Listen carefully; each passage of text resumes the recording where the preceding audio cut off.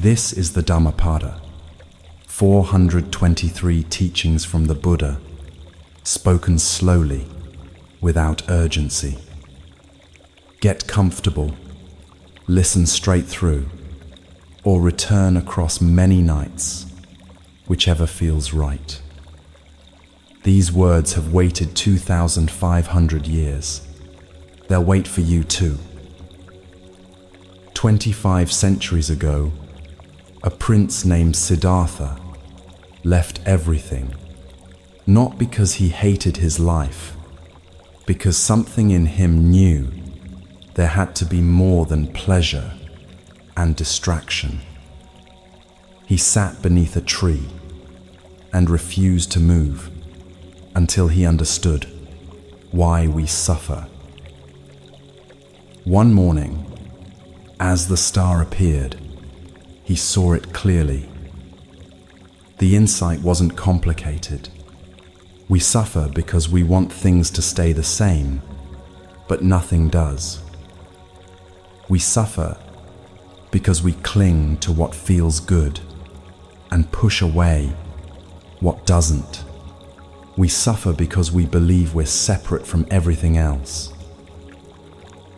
But there's a way through.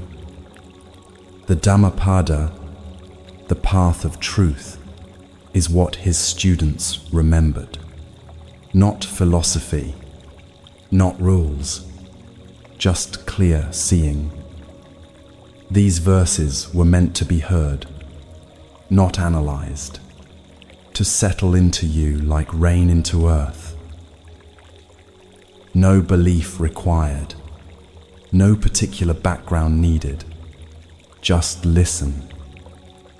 Pause when you need to. Fall asleep if that's what comes. This isn't a test. Let's begin together. We start where the Buddha started, with the mind and what it creates.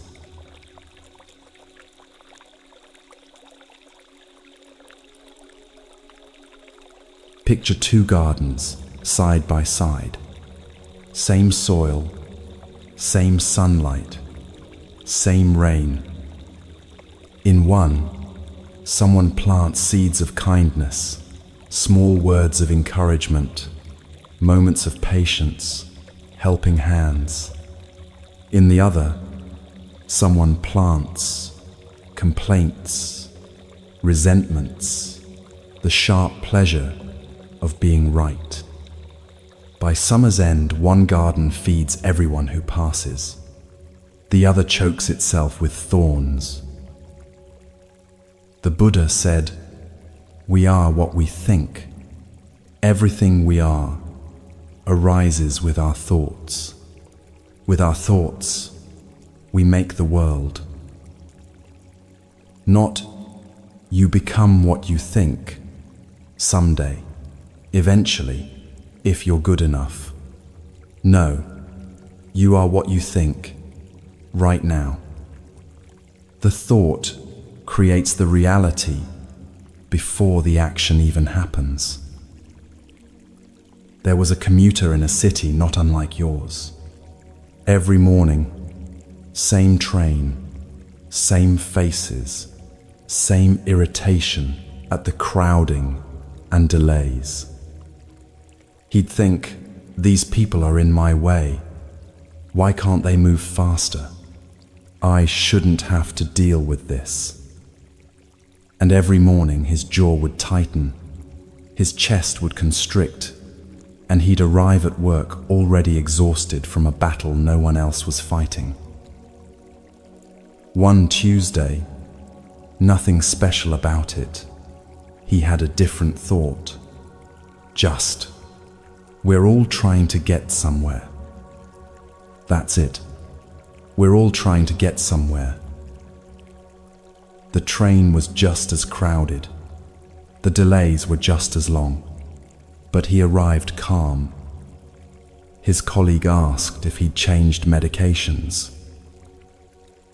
He hadn't changed his circumstances. He'd changed the seed he planted in his mind that morning. And it grew into a different day, entirely.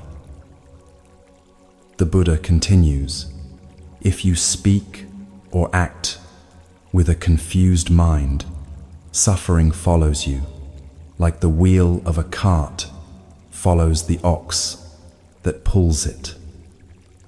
But if you speak or act with a clear mind, happiness follows you, like a shadow that never leaves. This isn't poetry, it's mechanics, cause and effect, as reliable as gravity. Someone insults you, you think, he humiliated me, she wronged me, they defeated me, he took what was mine. Hold those thoughts close, rehearse them, let them become your identity, and you'll never be free of hatred. Never. The hatred becomes who you are. But if you don't hold those thoughts, if you let them pass like clouds across an open sky, hatred has nothing to feed on.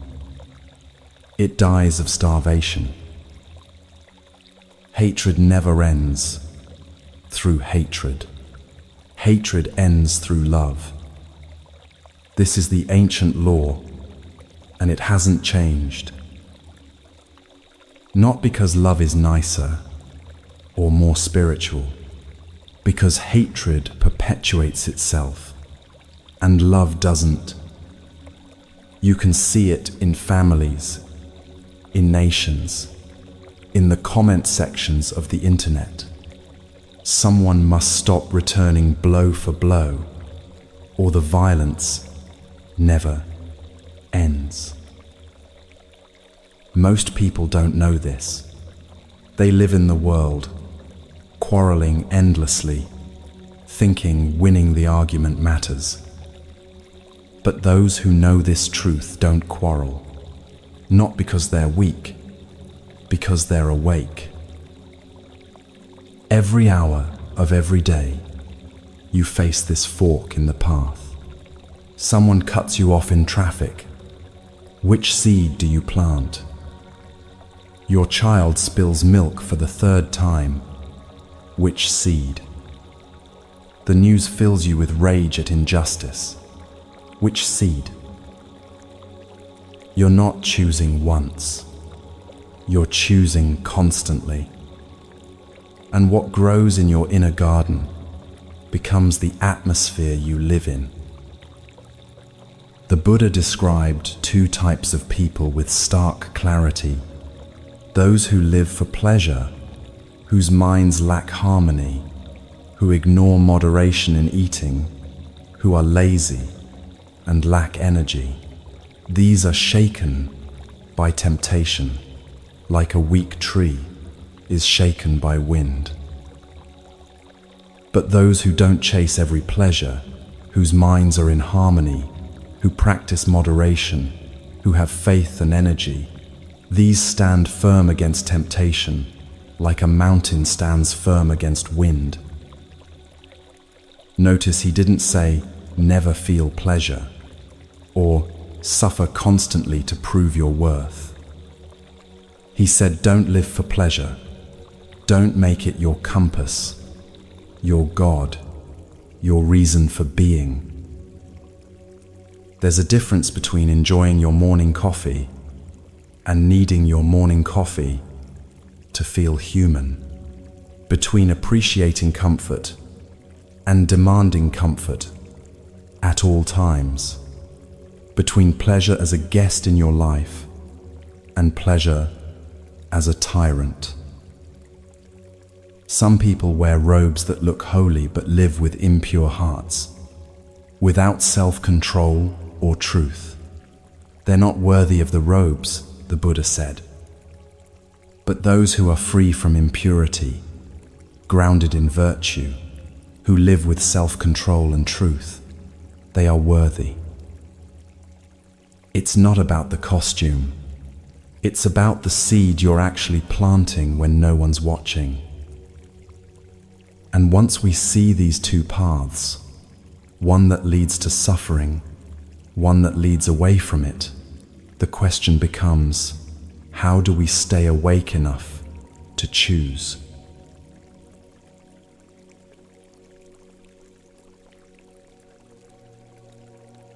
The Buddha called it vigilance, but not the vigilance of a security guard scanning for threats. More like the vigilance of a mother listening for her child's breath in the dark. Attention without tension. Presence without panic. Vigilance is the path to the deathless, he said. Carelessness is the path to death. The vigilant never die. The careless are already dead. Strong words. What did he mean? Think of it this way. How much of your life have you been actually present for? Really here? Experiencing it? Or were you somewhere else? Replaying yesterday, rehearsing tomorrow, numbing out with whatever was handy. The careless live their whole lives asleep. They move through decades on autopilot, and when death comes, they realize they were never really alive. The vigilant are alive now, in this moment, which is the only moment that ever exists. The wise understand this. The Buddha taught. They rejoice in vigilance, delighting in the realm of the noble ones. They meditate with steady effort, persevering, and experience nirvana, the highest happiness, the supreme peace. It's 3 a.m. The baby is crying again. A mother stands in the dark nursery, bone-tired, touched out, running on empty. She has a choice. She can think, I can't do this anymore. This is too hard. I'm failing.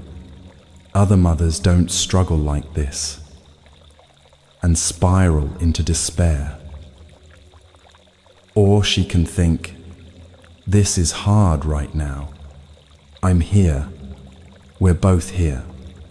This moment will pass, and stay present with what is. Same dark room, same crying baby, two completely different experiences. One drowning, one staying afloat. Or the professional who's been working for 12 hours straight, deadline looming, emails multiplying faster than he can answer them. He can panic. I'm going to fail. I'm going to get fired. I'm not good enough, and lose what little focus he has left. Or he can pause, take one breath, and think one thing at a time. What's the next right action? Vigilance isn't about never struggling. It's about being awake inside the struggle. The Buddha said, through effort, vigilance, discipline, and self-control, the wise one makes an island that no flood can overwhelm. The island metaphor is precise. When floods come, and they will come, you need high ground you've prepared in advance. You can't build an island in the middle of the storm. The practice is now, in the ordinary moments, when nothing dramatic is happening. Wake up a little earlier. Notice your breath. Feel your feet on the ground. Taste your food. These small acts of presence build the island, stone by stone. Then when grief hits, when panic comes, when the diagnosis arrives, you have somewhere to stand. Not invulnerable, but not swept away.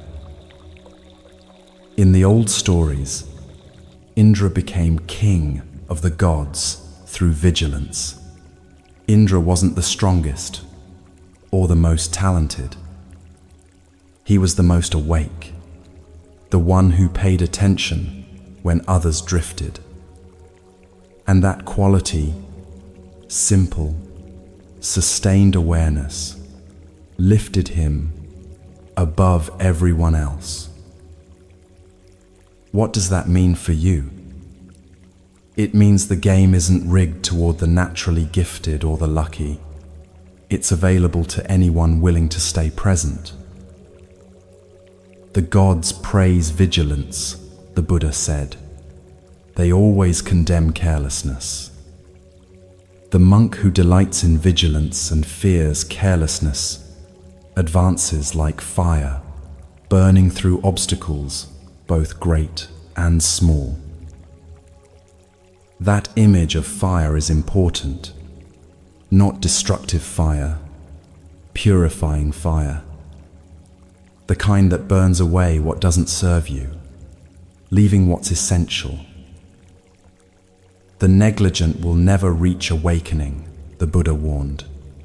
They're close to nirvana already, if only they'd wake up to it.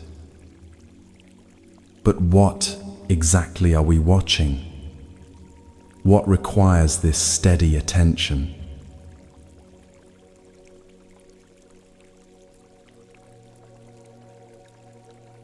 The mind, always the mind. The Buddha described it a dozen different ways, trying to capture something essentially uncapturable. The mind is restless, hard to guard, hard to control. The wise one straightens it like a fletcher straightens an arrow. Like a fish pulled from water, thrashing on dry land, desperate to escape, so does the mind thrash when trying to escape the realm of death and craving. The mind moves, formless and subtle, landing wherever it wants. Those who calm the mind find happiness, the Buddha said. Not control it, calm it. Like calming a frightened animal, you don't shout at it or wrestle it into submission. You speak softly. You wait. You offer it safety until it settles on its own. There was a meditation student, maybe you know her, maybe you've been her, who sat down to meditate with the best intentions. She'd read the books, set up the cushion, downloaded the app. She was ready. She closed her eyes and tried to focus on her breath. Within seconds, her mind was making a grocery list. She noticed, brought it back. Now it was replaying an argument from 3 days ago, rewriting what she should have said. She noticed, brought it back. Now it was planning vacation, fantasizing about quitting her job, wondering if she'd left the stove on. After 10 minutes, she opened her eyes, frustrated. My mind won't behave, she told her teacher. I can't make it stay still. The teacher smiled. You think the mind is supposed to obey you. That's like thinking the weather should obey you. The mind wanders. That's what minds do. Your job isn't to stop it from wandering. Your job is to notice when it wanders and gently, gently bring it back. How many times? She asked. As many times as it wanders, he said. 10,000 times if necessary. That's the practice. The Buddha taught, the mind is invisible, moving alone, incorporeal, dwelling in the cave of the heart. Those who subdue it are freed from the bonds of death. The cave of the heart, what a beautiful image.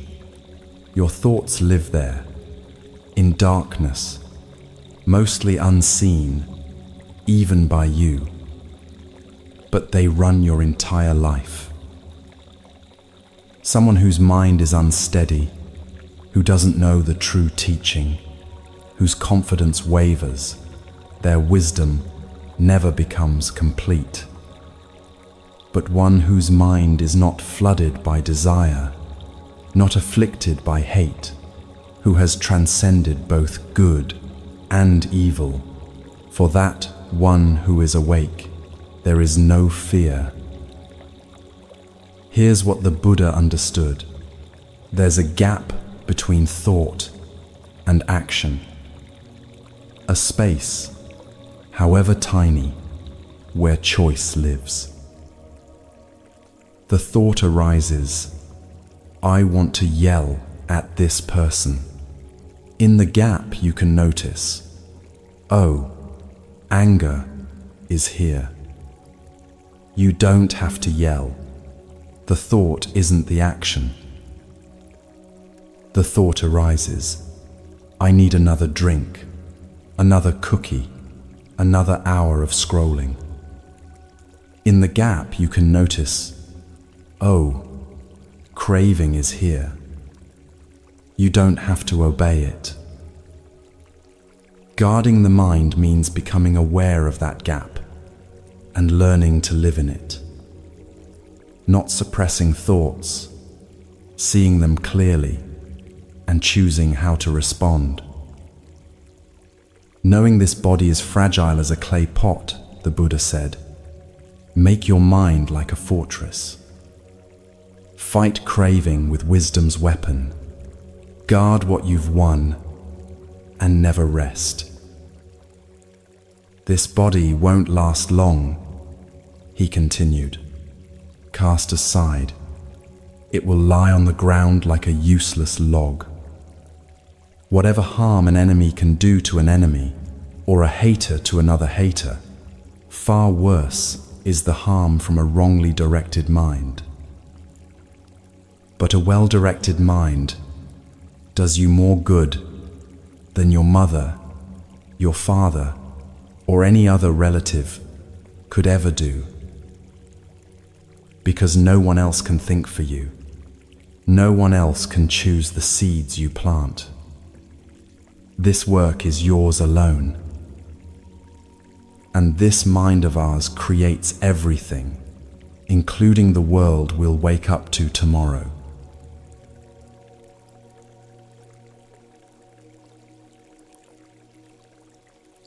Think of actions as flowers. Some you gather to make beautiful garlands.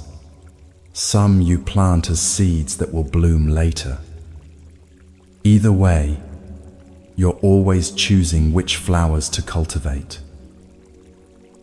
The Buddha asked, who will conquer this world, and the world of the gods, and the world of death? Who will find the Dhammapada, the well-taught path of truth, like someone skilled in flowers, finds the most beautiful bloom? His answer, the student will, the disciple on the path, the one who practices, not the master who's already arrived, the one still learning, still trying, still showing up. That means you, if you choose it. Right now, exactly as you are. The student will conquer this world, and the world of the gods and death. The student will find the well-taught Dhammapada like one skilled in flowers finds the most beautiful one. Then the Buddha offered an image both beautiful and stark. Knowing this body is like foam, understanding its mirage, like nature, breaking off the flowery arrows of craving, one goes unseen by the king of death.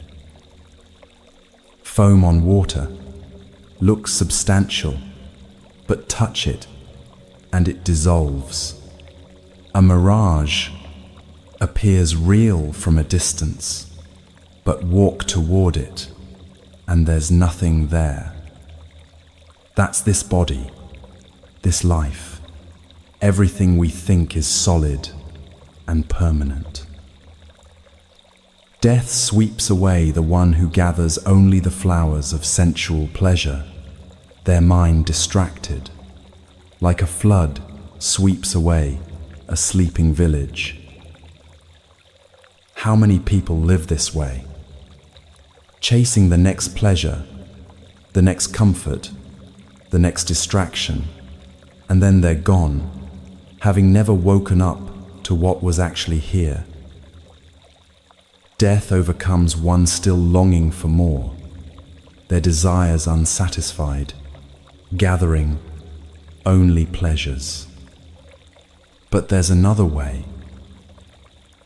Watch how a bee takes nectar from a flower without harming the flower's beauty or fragrance.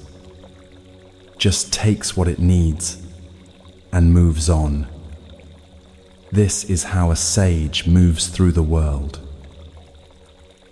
You can enjoy things without clinging to them. You can participate in the world without being enslaved by it. The flower remains beautiful. You remain free. Don't spend time thinking about what others have done or failed to do, the Buddha said. Think about what you yourself have done or failed to do.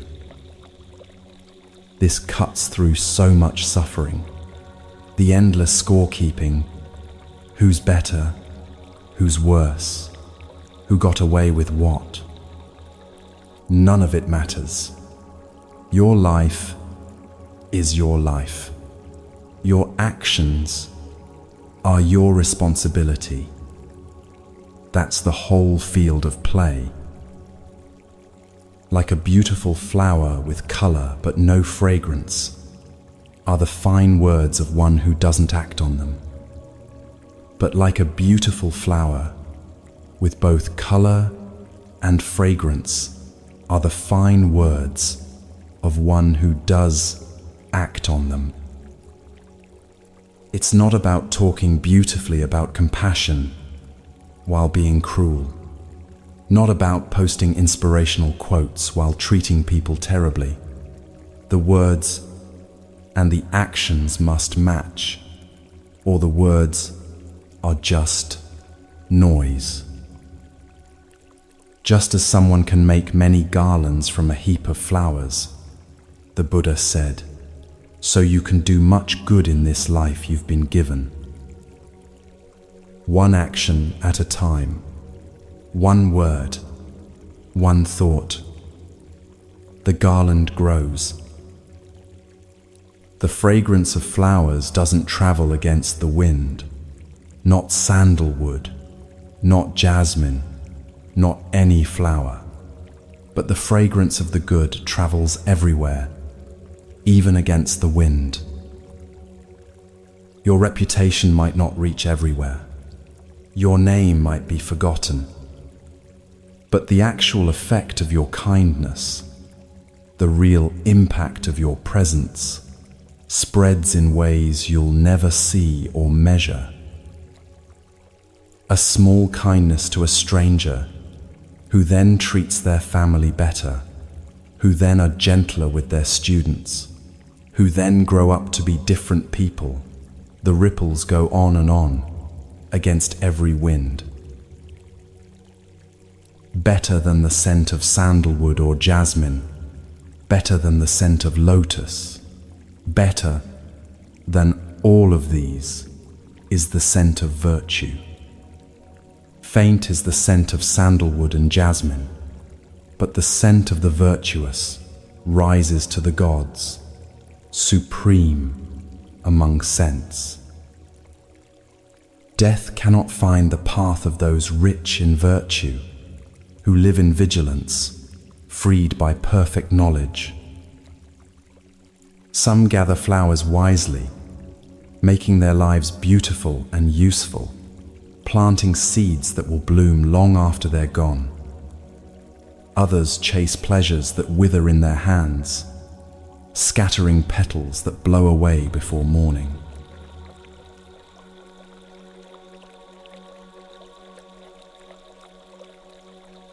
Let's be honest, we've all been the fool. Not sometimes, often, maybe even this morning. The Buddha wasn't pointing at other people when he talked about foolishness. He was describing a condition we all know intimately, the fog of not seeing clearly, of stumbling through life half asleep, convinced we understand when we don't. Long is the night for the sleepless, he said. Long is the road for the weary.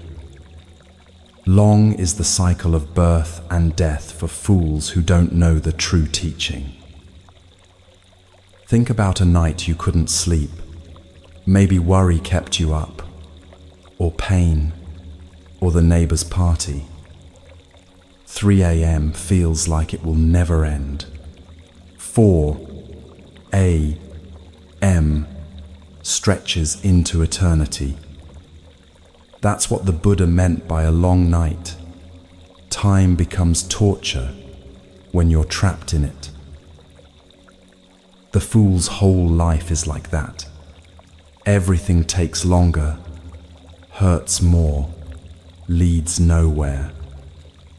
Not because the universe is punishing them, because they keep walking in circles, convinced each circle is progress. There was a man who spent his life accumulating. Better job, bigger house, nicer car, more impressive title. He had a detailed mental list of everything he owned and everything he was owed.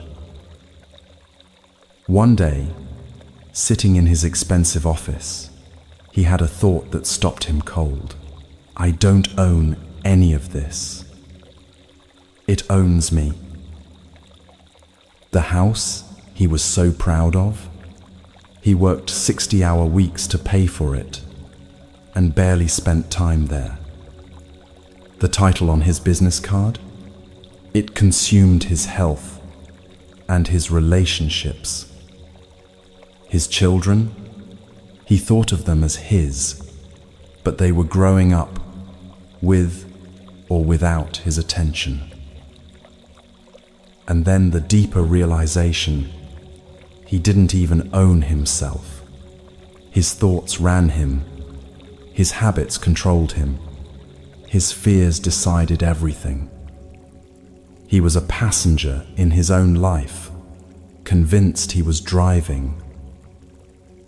The Buddha said, "These are my sons, this is my wealth." Thus the fool worries. But he doesn't even own himself. How can he own sons or wealth? The sting of that teaching isn't cruelty, it's precision.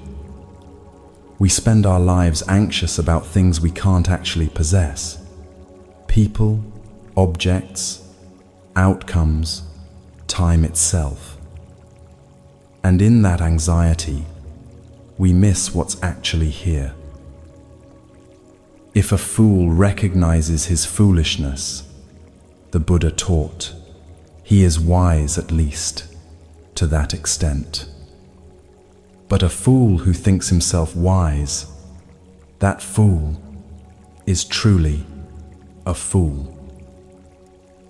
Here's the paradox. The moment you realize you don't know becomes the beginning of wisdom. The moment you're certain you know becomes the reinforcement of foolishness.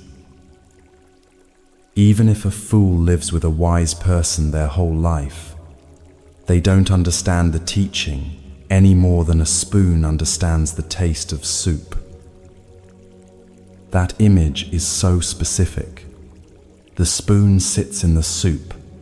The spoon delivers the soup. The spoon is essential to the soup-eating process, but the spoon never tastes it. never knows what it's carrying. You can be surrounded by wisdom, books, teachers, opportunities, and still understand nothing if you're not actually paying attention, if you're just going through the motions, if you think you already know.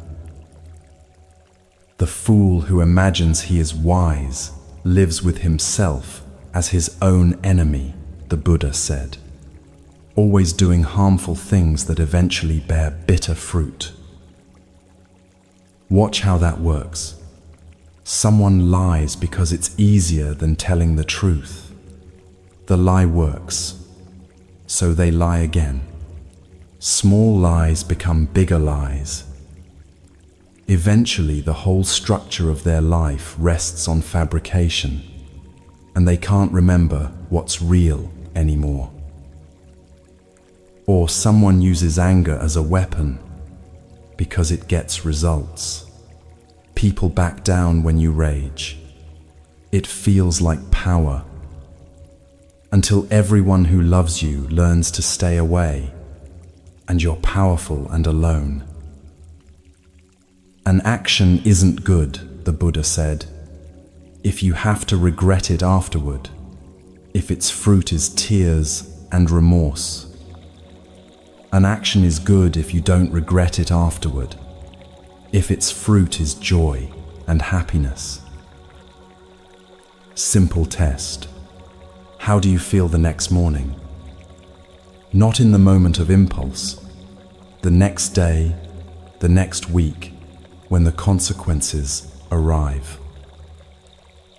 Evil seems sweet to the fool until it ripens, the Buddha warned. When it ripens, the fool suffers. Think of someone eating an entire cake. Delicious for a while, then the stomachache comes. Then the shame, then the pattern repeats, because the lesson wasn't learned. Month after month, a fool might eat only a blade of grass. Their merit wouldn't equal a 16th of one who understands the truth, the Buddha said.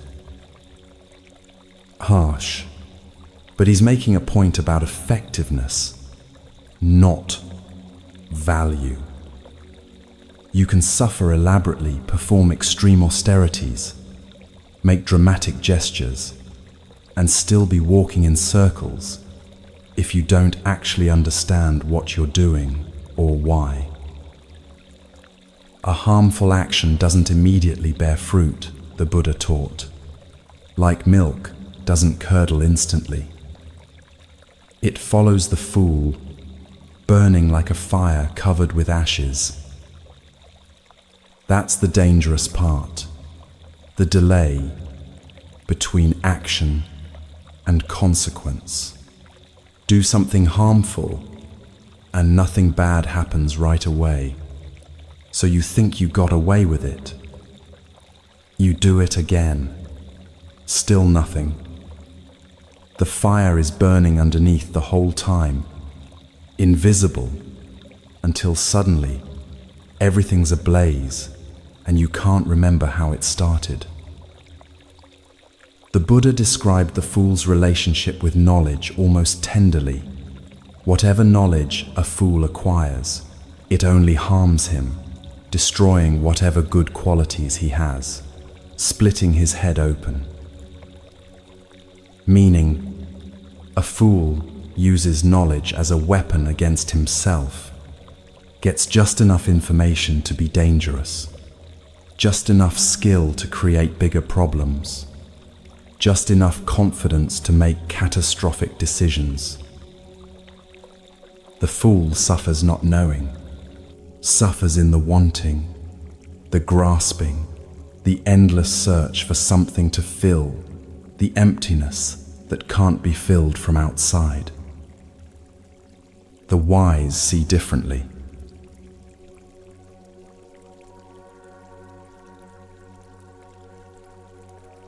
Wisdom isn't complicated. It's seeing what's actually there, instead of what you wish was there, or fear might be there, or remember being there once. Just what is. Even if a perceptive person lives with a wise one for only a moment, the Buddha said, they quickly understand the teaching, like the tongue knows the taste of soup.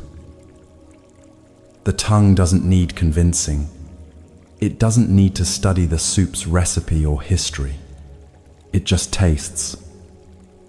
Direct experience, immediate knowing. That's wisdom, not accumulated information, but clear perception. There was a young woman struggling with a decision about whether to leave a relationship. She'd been agonizing for months, making lists, asking friends, reading articles, going in circles. Every conversation ended the same way. I just don't know what to do. She met someone older, someone who'd lived through some things, described the whole situation, the good parts, the painful parts, the confusion, waited for advice. The older woman was quiet for a moment, then asked, when you wake up in the morning, before your mind starts explaining and justifying, what does your body know? The young woman started to answer, then stopped, started again, stopped again. Then she began to cry, because her body had been telling her the answer for months, and she'd been talking herself out of listening to it. That's the difference. The fool collects opinions and theories. The wise one sees what's actually happening.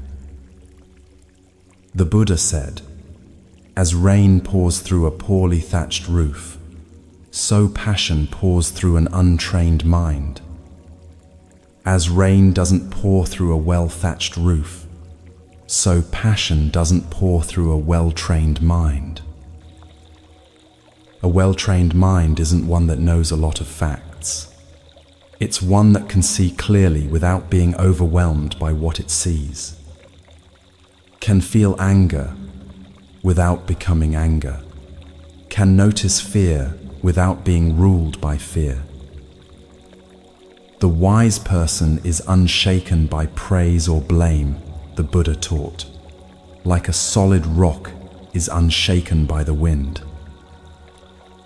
Not because they don't care what people think, because they know who they are, regardless of what people think. Praise doesn't make you better. Blame doesn't make you worse. You're just what you are, doing what you're doing, learning as you go. Like a deep, clear, calm lake, the wise become serene when they hear the teaching. Notice, they become serene, not because they were already perfect, but because they heard something true and let it settle into them, like rain into earth. Good people give up attachment to everything, the Buddha said.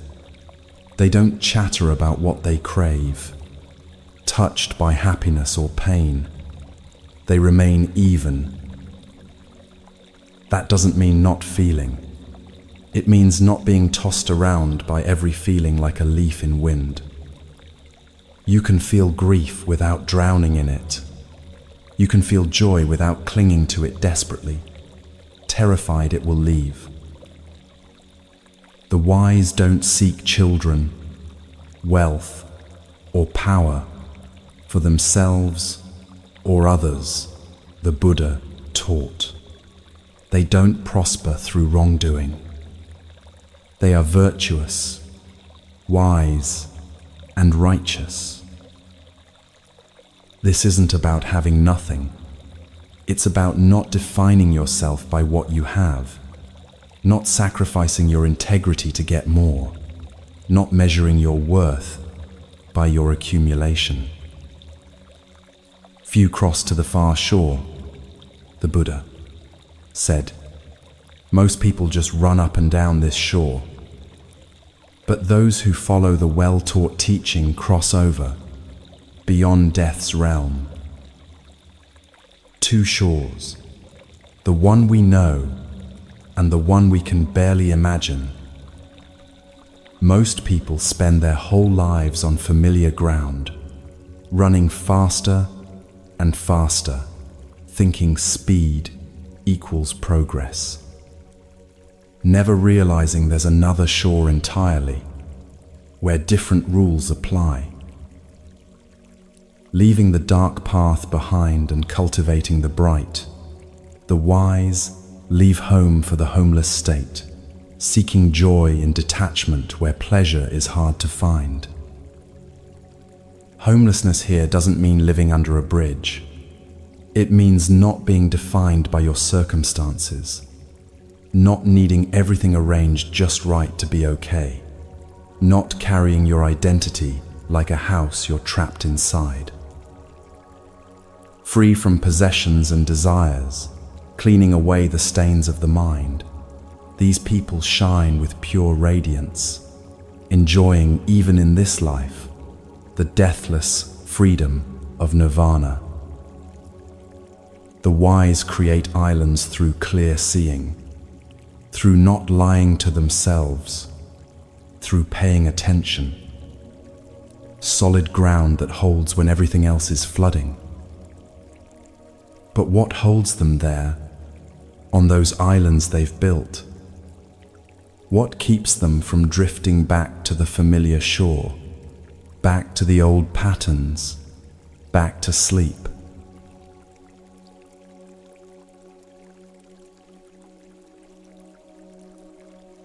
Freedom, the actual taste of it.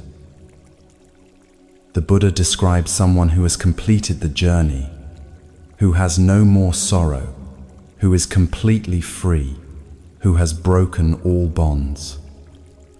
For such a one, there is no more burning. No more burning. What an image.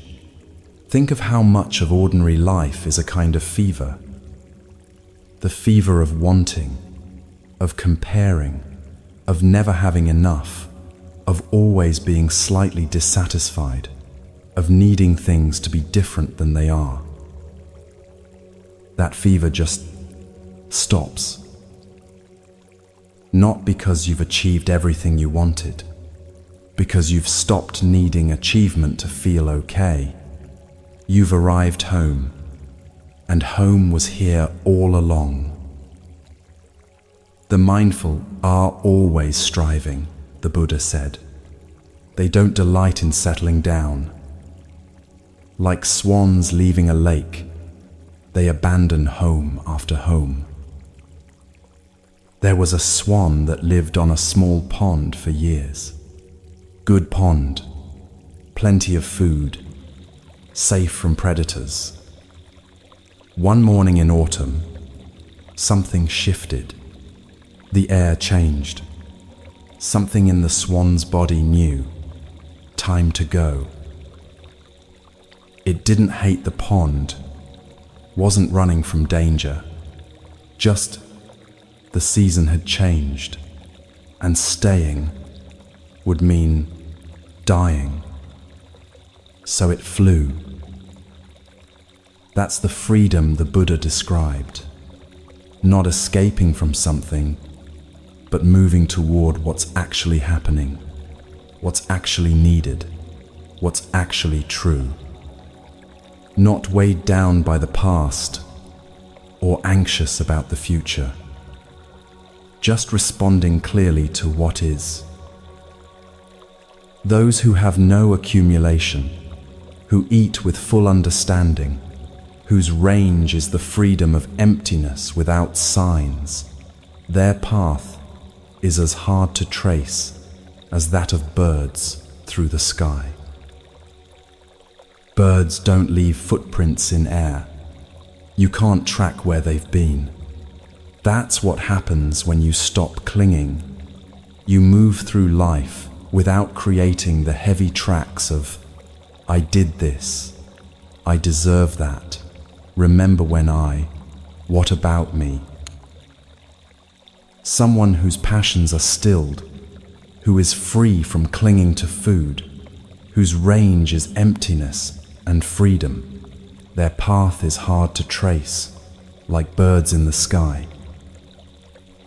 Even the gods envy the one whose senses are controlled, like horses well tamed by the charioteer, who is free from pride and free from corruption.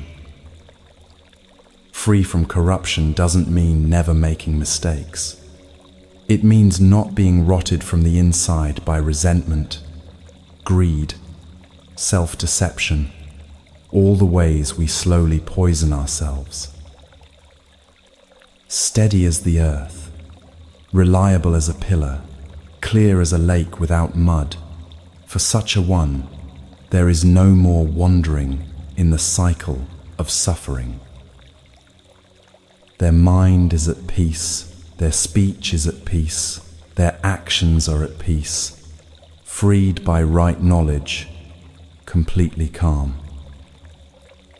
Free from blind faith because they've seen the uncreated, cut the bonds, finished with both merit and demerit, thrown away all desire.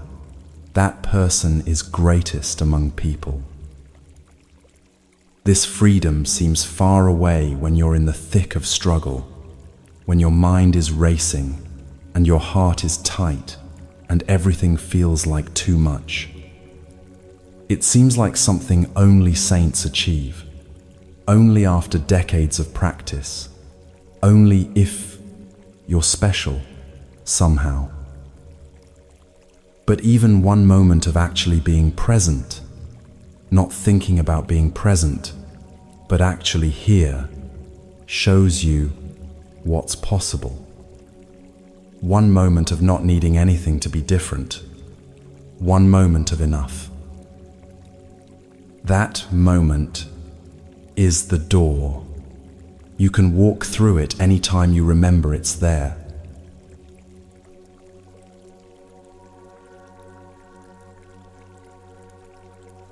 Better than 1,000 useless words is one word that brings peace. Better than 1,000 useless verses is one verse that brings peace. Better than 100 useless poems is one line of poetry that brings peace. The Buddha kept hammering this point, repeating it with slight variations, making sure it landed. More isn't better. Better is better. We live in a world that counts everything. Steps, calories, followers, hours worked, books read, goals achieved. More, faster, bigger, longer. The entire culture runs on accumulation. But the Buddha said, stop counting, start paying attention. If someone conquered 1,000 men in battle 1,000 times, and another person conquered only himself, that second victory would be the greater. Think about what conquering 1,000 men meant in the Buddha's time. You'd be famous, legendary. Songs would be written about you. Your name would echo through generations. And the Buddha said, that's nothing compared to someone who wins the battle against their own worst impulses. Nobody sees that victory. There's no trophy, no applause, no recognition. It happens in the dark at 3 a.m., when you choose not to send the angry email, when you decide not to have the drink, When you stop the spiral of self-hatred before it takes you under. That's the real war, and it's fought in moments so small they seem insignificant. It's Tuesday afternoon. You're tired.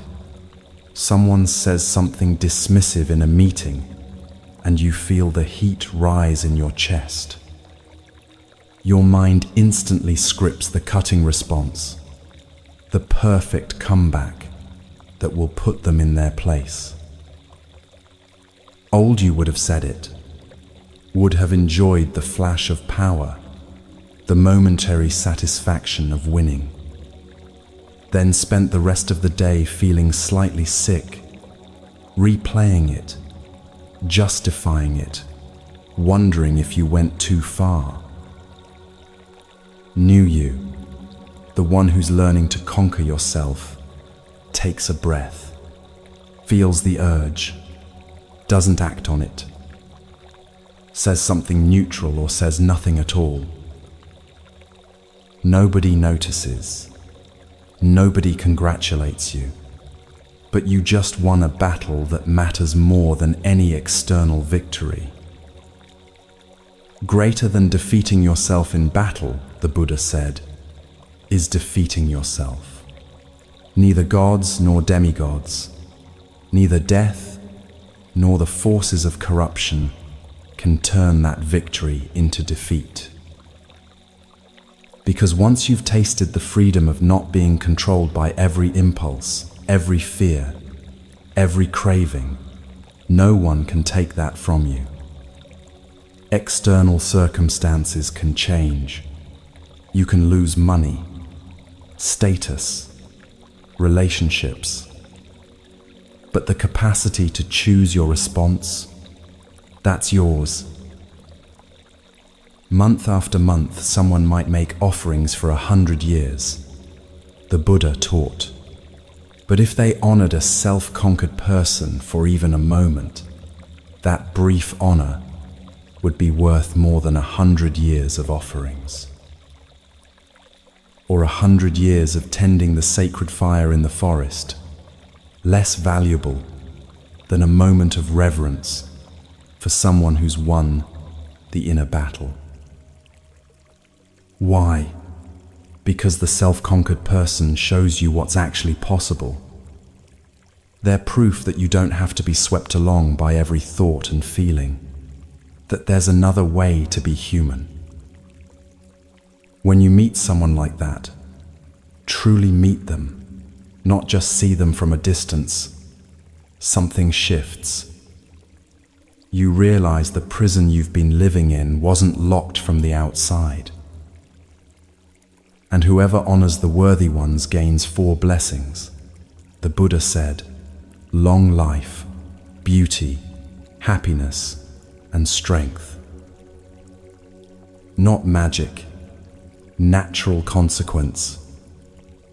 When you orient yourself toward wisdom instead of chaos, life reorganizes itself around that orientation. Better than 100 years lived in vice without meditation is one day lived virtuously in deep contemplation. Better than 100 years lived in ignorance without meditation is one day lived wisely in deep contemplation. Better than 100 years without seeing life's rise and fall is one day seeing things as they actually are. Better than 100 years without seeing the deathless is one day seeing what doesn't die. Better than 100 years without seeing the supreme truth is one day seeing the highest teaching. He's not exaggerating for effect. He means it literally. One day actually awake is worth more than a century sleepwalking. Because in that one day of clear seeing, you understand something that changes everything that comes after. You can't unsee it. Even if you forget for a while, Even if you drift back into old patterns, somewhere in you, you know there's another possibility. Think of it like this. You can live in a house for 100 years without ever noticing the door to the garden. One day, someone shows you the door. Even if you don't walk through it right away, even if you only peek out occasionally, your relationship to the house has changed forever. You know it's not the whole world. Better one day awake, seeing what's actually here, feeling what you're actually feeling, choosing what you're actually choosing. Instead of a lifetime of going through the motions, playing the role, following the script someone else wrote. But what pulls us back to sleep? What makes us forget what we've seen?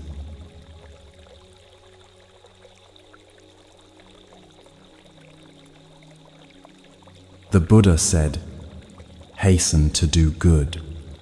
Restrain your mind from evil. Whoever is slow to do good, their mind delights in evil." Strong word, evil. We don't like to use it anymore. Sounds dramatic, judgmental, black and white. But the Buddha wasn't talking about cosmic forces of darkness.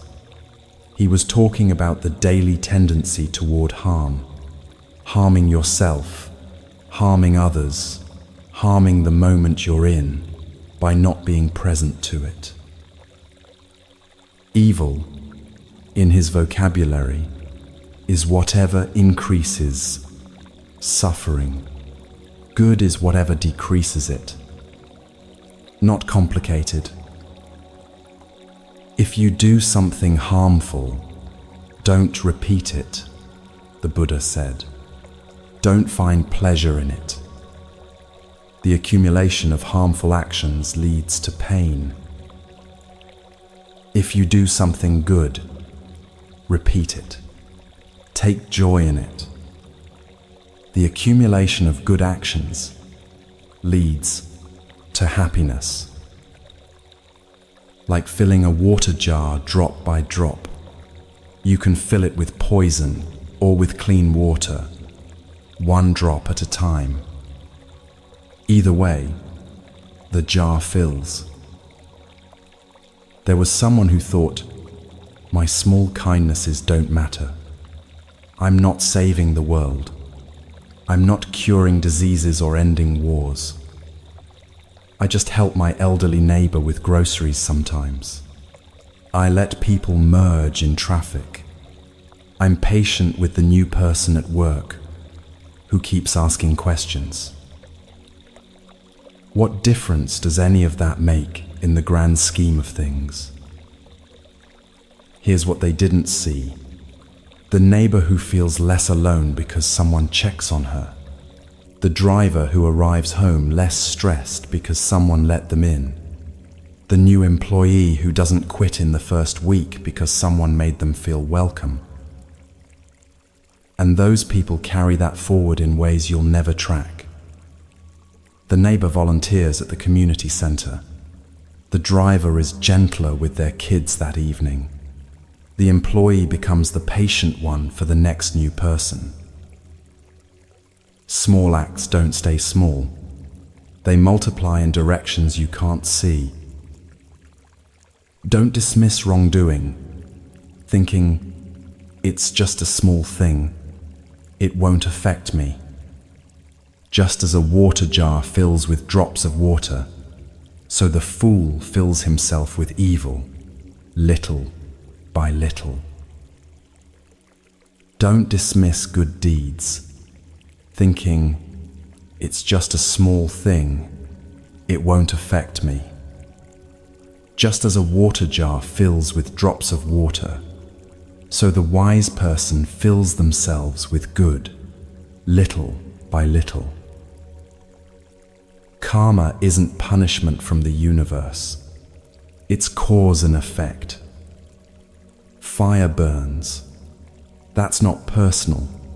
It's just what fire does. Water flows downhill. That's gravity, not judgment. Actions have consequences. That's karma, not cosmic bookkeeping.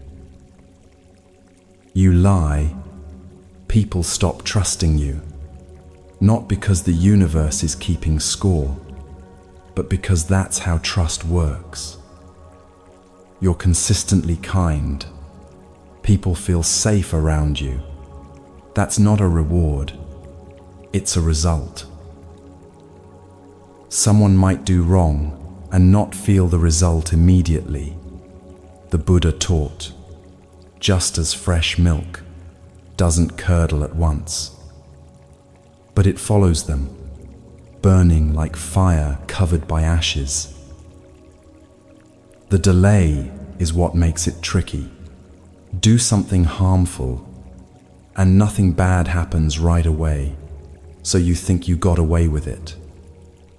Do it again. Still nothing.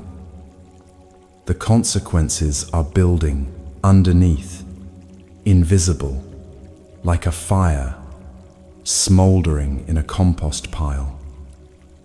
By the time you see the flames, everything's already burning. That's why the Buddha said, hasten to do good. Not anxious, not desperate, but don't wait. Don't think you have unlimited time to get your life together. Don't postpone kindness. Don't delay integrity. The merchant traveling through a dangerous forest with great wealth, but few guards, protects himself carefully, the Buddha said. Someone who loves life avoids poison. Just so, avoid evil. You wouldn't be careless with actual poison. You wouldn't think, just a little bit won't hurt. Why be careless with resentment, gossip, cruelty, dishonesty? They're poison too, just slower acting. A hand without a wound can handle poison safely. Poison doesn't affect where there's no wound. There's no evil for one who doesn't do evil. But whoever wrongs an innocent person, someone pure and blameless, the evil returns to that fool like dust, thrown against the wind. You can't harm someone and have it not affect you, even if they never find out, even if they never retaliate, even if no one ever knows. You know. You carry it. It changes you. Some are reborn in the womb. The Buddha taught, evildoers go to hell, the righteous go to heaven, but those without defilements reach nirvana. Not locations, states of being. Hell is the state of being consumed by hatred, greed, delusion. You can experience it right here, right now. Heaven is the state of peace, clarity, love, also available now. Nirvana is beyond both, complete freedom from the whole system of craving and aversion. You don't wait until death to find out where you're going. You're creating it moment by moment, choice by choice, drop by drop.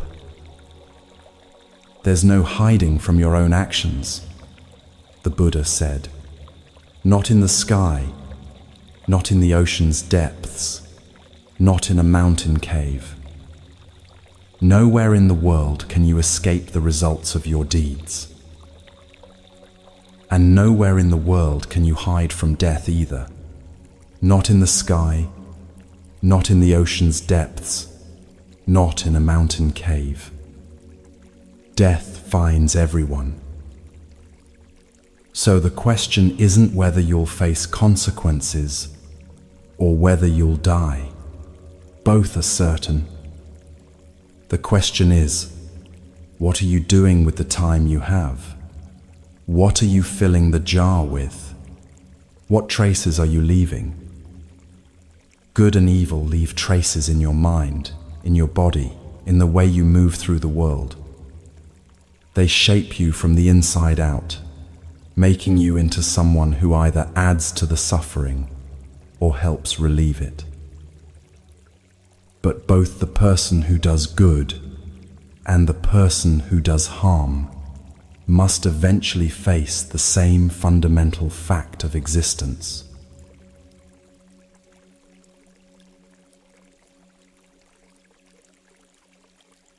All beings tremble before danger. All fear death. When you see yourself in others, you neither kill nor cause killing. The Buddha starts with the most basic fact. Everyone wants to live. Not just you, everyone. The spider you're about to crush, the mosquito buzzing near your ear, the person who just cut you off in traffic. Every living thing is clinging to existence with everything it has. All beings fear danger. Life is dear to all. Seeing yourself in others, you neither kill nor cause killing. This isn't about becoming perfect or achieving some impossible standard of purity. It's about recognition, that desperate desire to keep living that you feel. Everything else feels it too. There's a moment that changes some people. Maybe you've had it. You're about to kill something, a bug maybe, or you're holding a weapon, or you're about to say words that will destroy someone.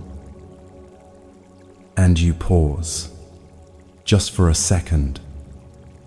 And in that pause you see it clearly. This thing wants to live as much as I do. A man was in his garage, about to spray pesticide on a wasp nest. He'd been stung before, hated wasps, had every justification. The spray was in his hand. The nest was right there. He watched one wasp for a moment, just watched it, saw how carefully it was building, how focused it was, how it was just trying to create a home and keep its young safe. Same thing he was doing, different scale. He put the spray down, not because he suddenly loved wasps or thought they were harmless, because he couldn't unsee the similarity, both of them just trying to survive, just trying to protect what mattered. He ended up relocating the nest instead of destroying it. More work, more risk, less convenient. But something in him wouldn't let him kill it after he'd actually seen it. Whoever seeks their own happiness by hurting others, who also want happiness, will not find happiness after death. Whoever seeks their own happiness without hurting others, who also want happiness, will find happiness after death. Not mystical, mechanical. You can't build your peace on someone else's suffering. It doesn't work, even if it looks like it's working temporarily. The foundation is wrong, and eventually, everything built on it collapses. Never speak harsh words, the Buddha said. Those you abuse will abuse you back. Angry words hurt, and anger will return to you. If you can make yourself still like a broken gong that no longer rings, you've found peace. You've reached nirvana, where there is no more quarreling. The broken gong, such a precise image, not suppressing sound, just no longer vibrating with every strike. Someone says something cruel, and instead of ringing with anger, instead of retaliating, you're quiet. Not dead, not passive, just not adding to the noise. That's what transformed anger looks like. Not pretending you're not hurt, not swallowing it and letting it poison you, just not passing it on, not keeping the cycle going. The gong can still be struck. People will still try to provoke you, hurt you, get a reaction from you. But when you've genuinely released the need to retaliate, to defend, to prove yourself right, the sound just doesn't happen anymore. It's freedom, not suppression. Suppression is holding the gong still while it desperately wants to ring. Freedom is the gong no longer needing to ring at all. As a cowherd drives cattle to pasture, the Buddha said, so old age and death drive living beings onward. Bleak image, but true. You're being driven toward death every day, like cattle being herded. The question is, are you awake for the journey, or are you just stumbling along, head down, not noticing where you're going? When a fool does evil deeds, they don't realize they're lighting a fire in which they themselves will burn. The person who harms the harmless and pure with weapons will quickly encounter one of 10 things: harsh pain, disaster, bodily injury, serious illness, mental derangement, trouble from the government, terrible accusation, loss of relatives, destruction of wealth, or fire burning their house. After death, they're reborn in hell. Heavy consequences, and the Buddha didn't soften them, because he'd seen it happen over and over. Harm creates more harm. Violence creates more violence, until the person who started it is drowning in the results of their own actions. We share this fear of death. All of us, everything alive. That shared vulnerability should make us gentler with each other, more careful with the power we have to harm. What lies beyond?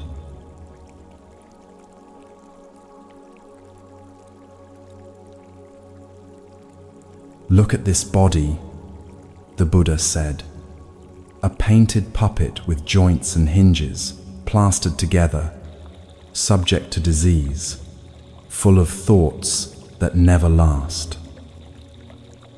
This body wastes away, a nest of disease, fragile, disintegrating. Life ends in death, always. Not cheerful words, but not meant to depress you, meant to wake you up. Look at these grey bones scattered about, like gourds thrown away in autumn. What pleasure is there in seeing them? A house of bones is this body, plastered with flesh and blood. In it dwell pride and hypocrisy, old age and death. Even the decorated chariots of kings wear out, the Buddha said. This body too wears out. But the truth of the good never ages. The wise declare this to each other. everything physical deteriorates. The most beautiful face ages. The strongest body weakens. The sharpest mind dulls. But understanding, real seeing, doesn't fade with the body. It's the only thing worth gathering because it's the only thing you can actually keep. There was someone sitting by a hospital bed, watching their father die, slowly, over days. The body that had seemed so solid, so permanent, was just leaving. Hour by hour, less of him was there. The sharp mind that had intimidated everyone, gone. The strong hands that had built things, still. The personality that had filled every room, fading like a radio signal getting weaker. And sitting there, the son realized, this is happening to me, too, just slower.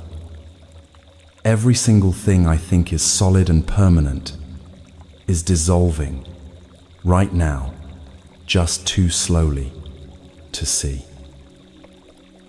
It could have been terrifying. It should have been. But instead, something loosened. If this is all temporary, the body, the achievements, the identity, the story about who I am, then what's actually real? What remains when everything else falls away?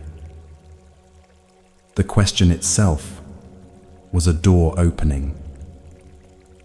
For 3 days after the funeral, he couldn't stop thinking about it. Not morbidly, just clearly. His father had worked 70-hour weeks building a business empire, had sacrificed relationships, health, presence with his children. For what? The empire was already being dissolved, sold off to strangers who didn't know or care about the man who built it. The son looked at his own life, the same patterns starting, the same choices being made. Racing toward what? Building what? All of it heading toward the same hospital bed, the same dissolving, the same forgotten empire. That's when he understood what the Buddha meant about this body being a temporary house. You don't own it. You're renting it for an unknown period, and eviction is certain. The Buddha, at his own awakening, spoke directly to the process that creates this body, this life, this endless cycling. Through countless births I wandered, seeking, but never finding the builder of this house. Painful is birth again and again. But now I've seen you, builder. You'll build no more houses. Your rafters are broken, your ridgepole shattered. My mind has attained the unconditioned. Achieved is the end of craving. The builder is craving itself, the force that keeps constructing new identities, new stories, new versions of me that need to be protected and maintained. When you see it clearly, really see how it operates, it loses its power. The house isn't your body, it's the whole structure of self. You keep building and rebuilding, trying to make it permanent when it's designed to fall apart. Watch how you do it. Something good happens, and you immediately build an identity around it. I'm someone who succeeded at this. Something bad happens, and you build another identity. I'm someone this happened to.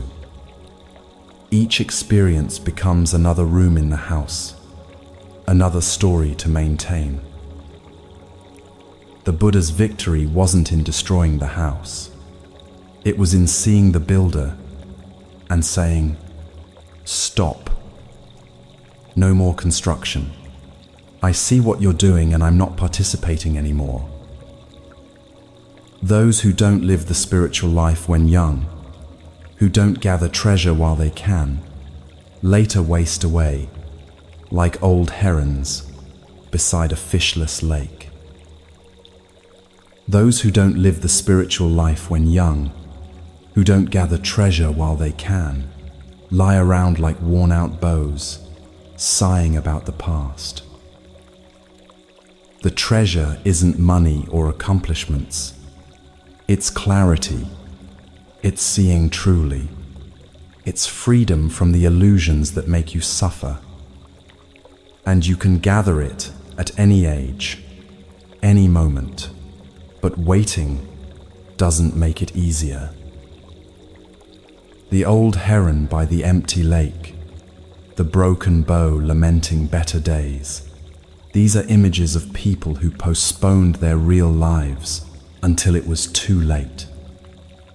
Not too late to start, but too late to avoid the regret of wasted time. Someone once asked an old monk, "What's the biggest mistake people make?" He said, "Thinking they have time." Not because death might come tomorrow, though it might, because every day you spend asleep is a day you don't get back. Every year you postpone waking up is a year lived in fog. Knowing we'll die, knowing this body is temporary, this life is brief, this moment won't return, how then should we live?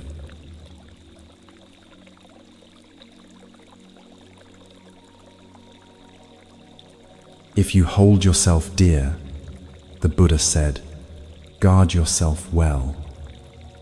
Let the wise one keep watch during at least one of the 3 watches of the night. First, establish yourself in what is proper, then teach others. Thus you won't suffer. If you make yourself as you teach others to be, then, well controlled yourself, you may control others. The self is indeed hard to master. You are your own refuge. What other refuge could there be? When you're well trained, you gain a refuge hard to find. This is the teaching that people resist most. You're on your own. Not because no one cares, not because help isn't available, because ultimately, no one else can do your inner work for you. You are your own refuge. What does that actually feel like? It feels like coming home after a long journey and realizing the thing you were searching for was there all along. It feels like standing on ground that doesn't shift, not because circumstances are stable, but because you've found the part of you that's steady, regardless of circumstances. It's not loneliness, it's the opposite. It's discovering that you're not actually separate from everything else, that the refuge inside you connects to something larger than your individual story. The master and the servant both being you, that's the paradox. You train yourself, you discipline yourself, you liberate yourself. No one else can do it, and you can't outsource it. There was someone who spent years blaming everyone else for what was wrong with their life. Parents who didn't understand them, teachers who didn't see their potential, partners who didn't appreciate them, employers who didn't recognize their worth, an endless list of people who had failed them. One day, after another relationship ended the same way all the others had, they had a thought, what if it's me?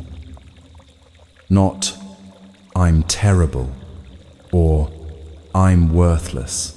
Just, what if the common factor in all these situations is me? And what if I have some power to change that? Terrifying thought, also liberating. Because if other people were the problem, you were powerless. If you were the problem, or at least part of it, you could do something about it. That's when the real work started. Not blaming themselves instead of others, but taking responsibility for the only thing they could actually control, their own actions, their own responses, their own patterns. They started noticing every relationship ended with the same fight. Different people, different circumstances, but the same dynamic. They'd feel unappreciated, get defensive, shut down emotionally, wait for the other person to apologize first. Then act surprised when the relationship fell apart. Seeing the pattern didn't instantly fix it, but seeing it meant they could start working with it instead of being blindly controlled by it. That's what becoming your own refuge means. Not that you never need help. You do. Not that you figure everything out alone. You won't. But that you stop waiting for someone else to rescue you and start taking responsibility for your own liberation.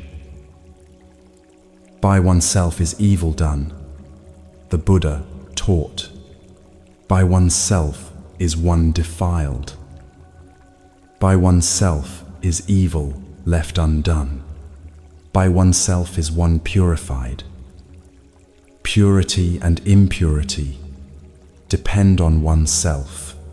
No one can purify another. This is the hardest and the most hopeful thing he taught. Hardest because you can't blame anyone else. Most hopeful because you don't have to wait for anyone else to change. The evil you commit is born from yourself, produced by yourself, arising from yourself. It crushes you as a diamond grinds down a hard stone. That image of stone crushing stone, both hard, both seemingly strong, but one destroys the other through constant pressure. Your own harmful patterns, unchecked, will eventually crush the good in you. One whose great corruption spreads like a creeper, choking a tree, does to themselves what their enemies wish for them. The Malava creeper grows over a tree, wraps around it, slowly strangles it. The tree doesn't die from outside attack, it dies from what it allowed to grow on it. That's what happens when you let harmful habits take root and spread. You see it in addiction. Something that started as relief becomes the thing that's killing you. You see it in resentment. Something that started as justified anger becomes a poison you drink daily, expecting someone else to die from it. You see it in workaholism, perfectionism, any pattern that slowly takes over until there's no room left for actual life. Easy to do what's bad for yourself, the Buddha said. What's good for yourself is very hard to do. Why is that? Because bad habits feel good immediately. The relief, the escape, the numbness, the pleasure. Good habits feel hard immediately. The discipline, the discomfort, the delayed gratification. Your mind, untrained, will always choose what feels good now over what's good for you long term. That's not a moral failing. It's how minds work. Training changes the equation, makes the healthy choice easier, the harmful choice less appealing. Those who reject the teaching of the noble ones, who speak wrongly from their own views, produce fruit for their own destruction, like the bamboo that dies when it fruits. The bamboo image is specific. Some species of bamboo flower once in their lifetime, produce seeds, and then die. They create the very thing that ends them. That's what happens when you build your life on wrong understanding. The fruits of your actions eventually destroy the person who created them. Never neglect your own welfare for another's, however great, the Buddha said. Once you know what's good for you, be intent on it. Not selfishness, wisdom. You can't help anyone if you're drowning. You can't give from an empty well. Taking care of yourself isn't preparation for serving others. It's the foundation of being able to serve at all. The flight attendants get it right. Put on your own oxygen mask before helping others. Not because you matter more, because if you pass out, you can't help anyone. The path is yours alone. No one can walk it for you. Your parents can't do it. Your teachers can't do it. Your therapist, your partner, your spiritual guide, they can point, they can encourage, they can walk alongside. But the actual steps, those are yours. So wake up, not tomorrow, not when conditions are perfect, not when you feel ready. Now, with things exactly as they are, exactly as you are.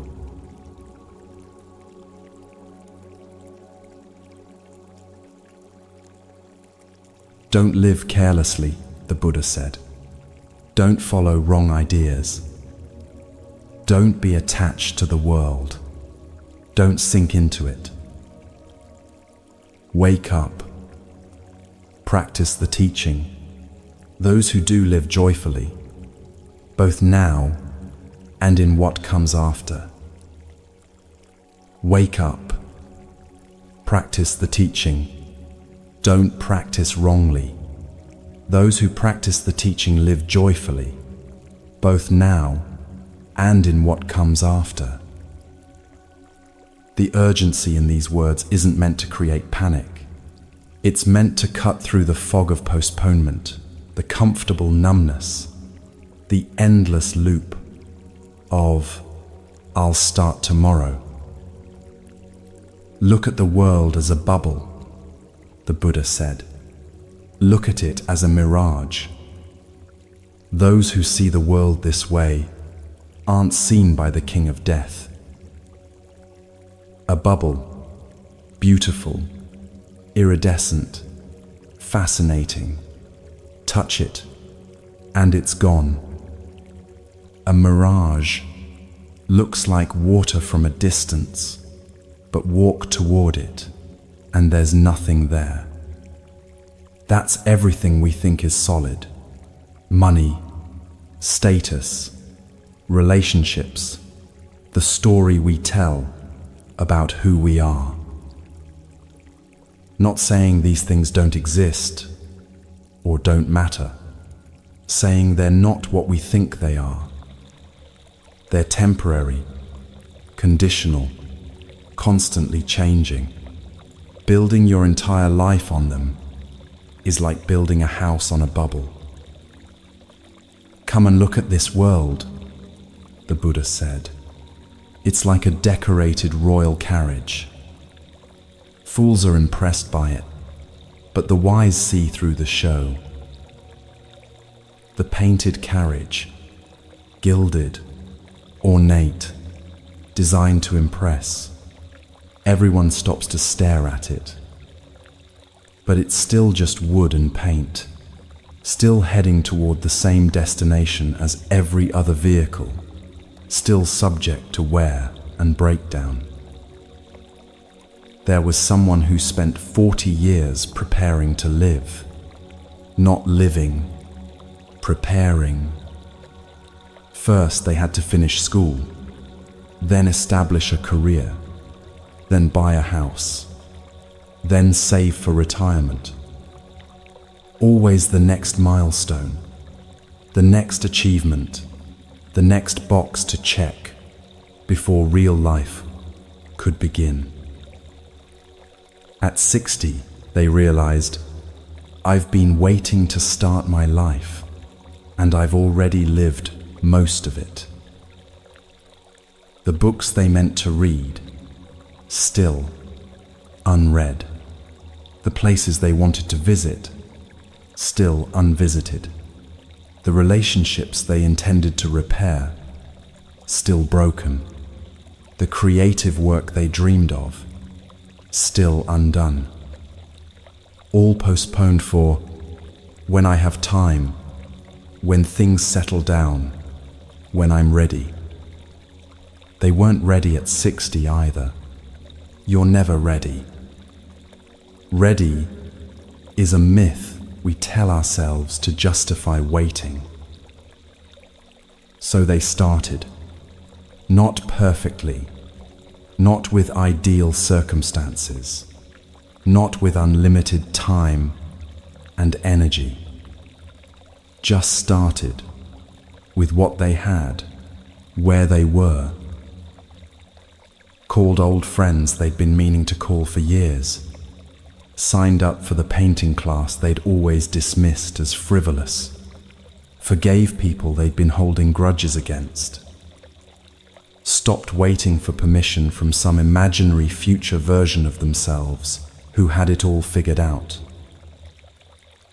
The last 20 years of their life were more fully lived than the first 60. Not because circumstances improved, because they stopped postponing. Those who were once reckless but reform themselves illuminate the world like the moon freed from clouds. Those who cover their past misdeeds with good deeds illuminate the world like the moon freed from clouds. This world is blind, the Buddha said. Few here see clearly. Like birds escaping from a net, few go to heaven. Most people sleepwalk through their entire lives, born into stories about how things are, what matters, who they're supposed to be, and they never question any of it. Just accept the net as reality and stop noticing they're trapped.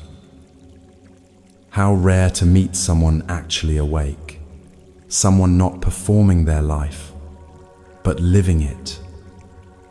Someone who's questioned everything and arrived at their own understanding, instead of just repeating what they were taught.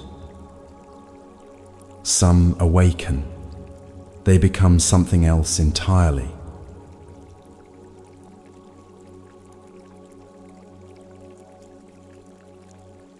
By what path could you lead astray one who is awake? The Buddha asked, whose victory cannot be turned into defeat, whom no one in the world can conquer. By what path could you lead astray one who is awake, who has no craving or entanglement to ensnare them? You can't tempt someone who's genuinely awake, not because they're superhuman or perfect, because they've seen through the game. The carrots you dangle don't interest them anymore. The sticks you threaten them with have lost their power. Buddha means the awakened one, not a god, not a prophet, just someone who woke up. Which means awakening is possible, not reserved for special people in special circumstances. Even the gods honor the awakened ones, the Buddha said. Those who delight in meditation, who are calm, who find peace in renunciation, who are mindful and fully awake. What does awakened actually feel like? Not in the dramatic moment of enlightenment under the Bodhi tree, in an ordinary Tuesday afternoon. It feels like being completely present for whatever's happening without needing it to be different. Your coffee tastes like coffee, not like a distraction from discomfort. Rain is just rain, not an inconvenience ruining your plans. Difficult feelings arise and pass without consuming you. It feels like the difference between watching a movie and being in the movie. You're still experiencing everything: joy, sorrow, pleasure, pain, but you're not lost in it, not defined by it. There's space around the experience.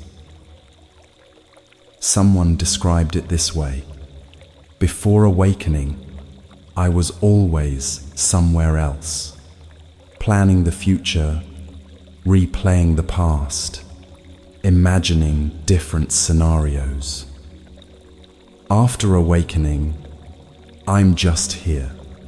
Not all the time. I still drift, still get caught up. But I notice faster, return sooner, and the returns get easier. Hard to be born as a human being, the Buddha taught. Hard to live a mortal life. Hard to hear the true teaching. Hard to witness the arising of awakened ones. You've already won several lotteries just to be here, born human instead of any other form of life, living in a time when these teachings exist, having access to hear them. The odds of all that aligning are astronomical. Don't waste it scrolling, numbing, sleepwalking. Not to do any evil, the Buddha said, to cultivate good, to purify one's mind. This is the teaching of all Buddhas. 3 lines that contain everything: stop harming, start helping, clean your mind. Simple to understand, lifetime to practice. Patience is the supreme austerity, the Buddha taught. Nirvana is supreme, say those who are awake. No true monk injures others. No ascetic oppresses others. Patience as supreme sacrifice, not fasting, not self-flagellation, not dramatic renunciation. Just the daily practice of not reacting, not striking back, not adding fuel to every fire. It's harder than any physical austerity. Easier to go without food for days than to be patient with someone who's testing every boundary. Easier to sleep on the ground than to stay calm when everything in you wants to explode. Not to insult, not to injure, to practice restraint according to the rules, to be moderate in eating, to dwell in solitude, to devote oneself to meditation. This is the teaching of all awakened ones. Rain of gold coins wouldn't satisfy our sensual desires, the Buddha said. Little pleasure and much pain, that's what they bring. Knowing this, the wise one finds no delight, even in heavenly pleasures. The disciple of the fully awakened Buddha delights in the ending of craving. Even gods envy those who are awake, not because they're better, because they're free. Free from the cycle of always wanting more, always fearing loss, always defending the ego against imagined threats. The awakened ones teach this, and the teaching brings something most people have forgotten is possible.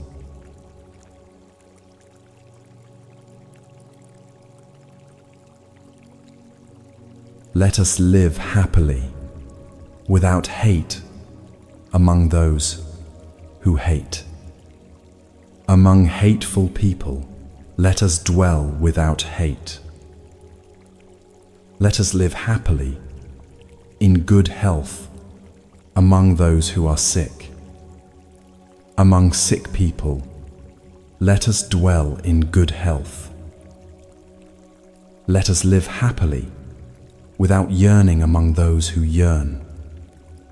Among those who yearn, let us dwell without yearning. These verses sound impossible until you meet someone who actually lives this way. Then you realize it's not pretending the hate isn't there. It's not being infected by it. There was someone who worked in a toxic environment. Office politics, backstabbing, constant complaints, everyone miserable, and making sure everyone else was too. For months, they participated fully, complained with the complainers, gossiped with the gossipers, hated with the haters. One Monday, they decided to try something different. Not to fix everyone else or change the culture, just to stop participating in the toxicity. When people complained, they listened without adding fuel. When people gossiped, they changed the subject. When people spread hate, they stayed quiet or found something genuinely appreciative to say. It was lonely at first. The bonding everyone else did through shared misery wasn't available anymore. Some people thought they were being fake or judgmental. But something shifted. They went home less drained. The job didn't get better, but they stopped carrying the poison home with them. And gradually, a few other people started sitting near them at lunch, drawn to the absence of drama, like plants turning toward light. Let us live happily, though we have nothing. Let us feed on joy like the radiant gods. Victory breeds hatred, the Buddha taught. The defeated live in pain. Those who've abandoned both victory and defeat live happily, at peace. As long as you're keeping score, who won, who lost, who's ahead, you're trapped. The winner feels temporary satisfaction and fear of losing. The loser feels resentment and plans revenge. Both are suffering. Real joy comes when you stop playing the game entirely. Not because you gave up or don't care, because you realized the game itself was the problem. There's no fire like lust, the Buddha said. No crime like hatred. No sorrow like the body. no bliss higher than peace. Hunger is the worst disease. Conditioned things are the greatest suffering. Knowing this as it truly is, nirvana is the highest bliss. Health is the highest gain. Contentment is the greatest wealth. Trust is the best kinship. Nirvana is the highest bliss.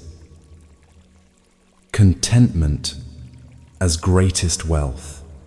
Not having everything you want, but wanting what you have. The billionaire who needs more is poor.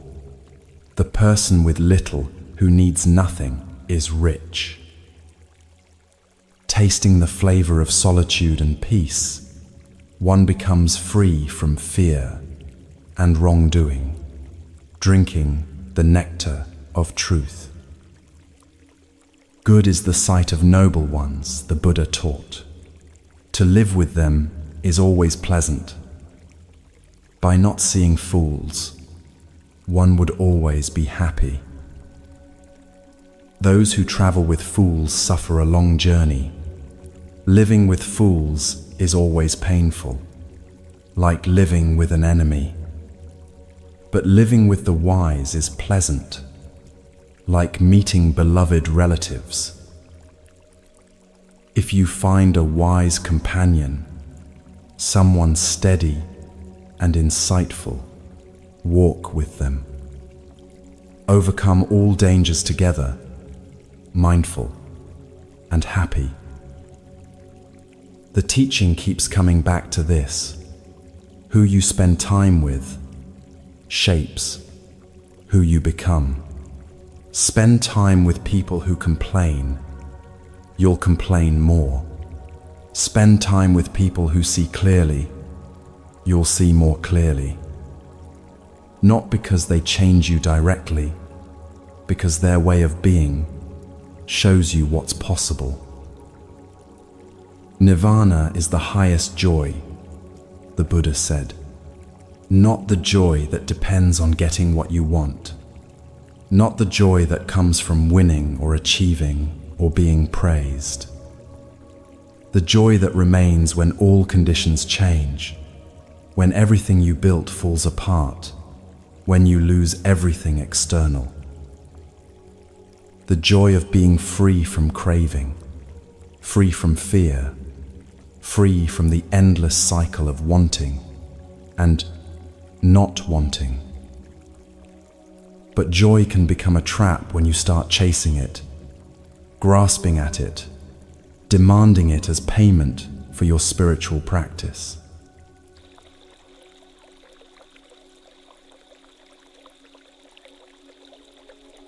Those who indulge in pleasure and neglect meditation increase their cravings.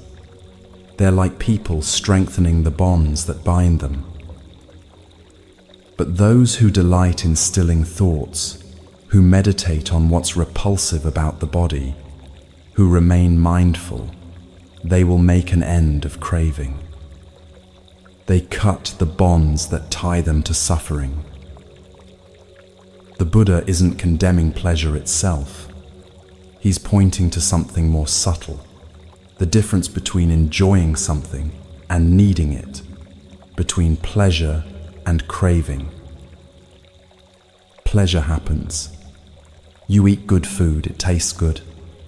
You hear music, it moves you. You're warm on a cold day, comfortable.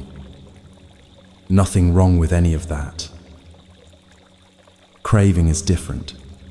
Craving is when you can't enjoy the meal because you're already thinking about the next one. When the music ends and you feel empty. When comfort becomes something you need constantly, or you fall apart. There was someone who loved good coffee, really loved it.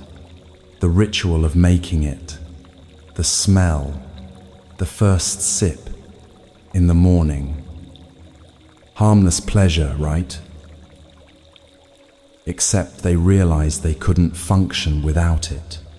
couldn't be pleasant to anyone until they'd had their coffee, traveled with coffee equipment because they couldn't trust anyone else to make it right, got anxious if their brand wasn't available.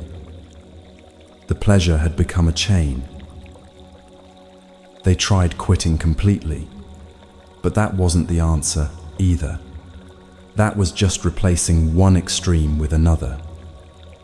Instead, they learned to drink coffee without needing it, sometimes having it, sometimes not, enjoying it when present, but fine when absent. That's equanimity, not indifference, not numbness, just not being controlled by preferences. Free from craving and yearning, the Buddha taught, one feels bliss beyond any sensual pleasure. Free from both pleasure and pain, one finds real freedom. From pleasure comes grief, from pleasure comes fear. For one free from pleasure, there's no grief, so how could there be fear? From affection comes grief, from affection comes fear. For one free from affection, there's no grief, so how could there be fear? From sensuality comes grief, from sensuality comes fear. For one free from sensuality, there's no grief, so how could there be fear? From craving comes grief, from craving comes fear. For one free from craving, there's no grief, so how could there be fear? Each passion breeds its own terror. Love something desperately, and you live in fear of losing it. Desire something intensely, and you suffer when you can't have it. Attached to pleasure, and pain becomes unbearable. Free from both doesn't mean not caring about anything. It means caring without clinging, loving without possessing, enjoying without addiction. Pleasure binds subtly, wrapping around you so gently you don't notice until you try to move. Anger binds obviously, with chains you can see and feel.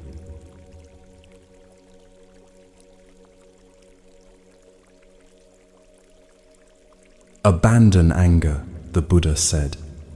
Give up pride. Get beyond all attachments. When you're not clinging to name and form, when you own nothing, suffering can't touch you.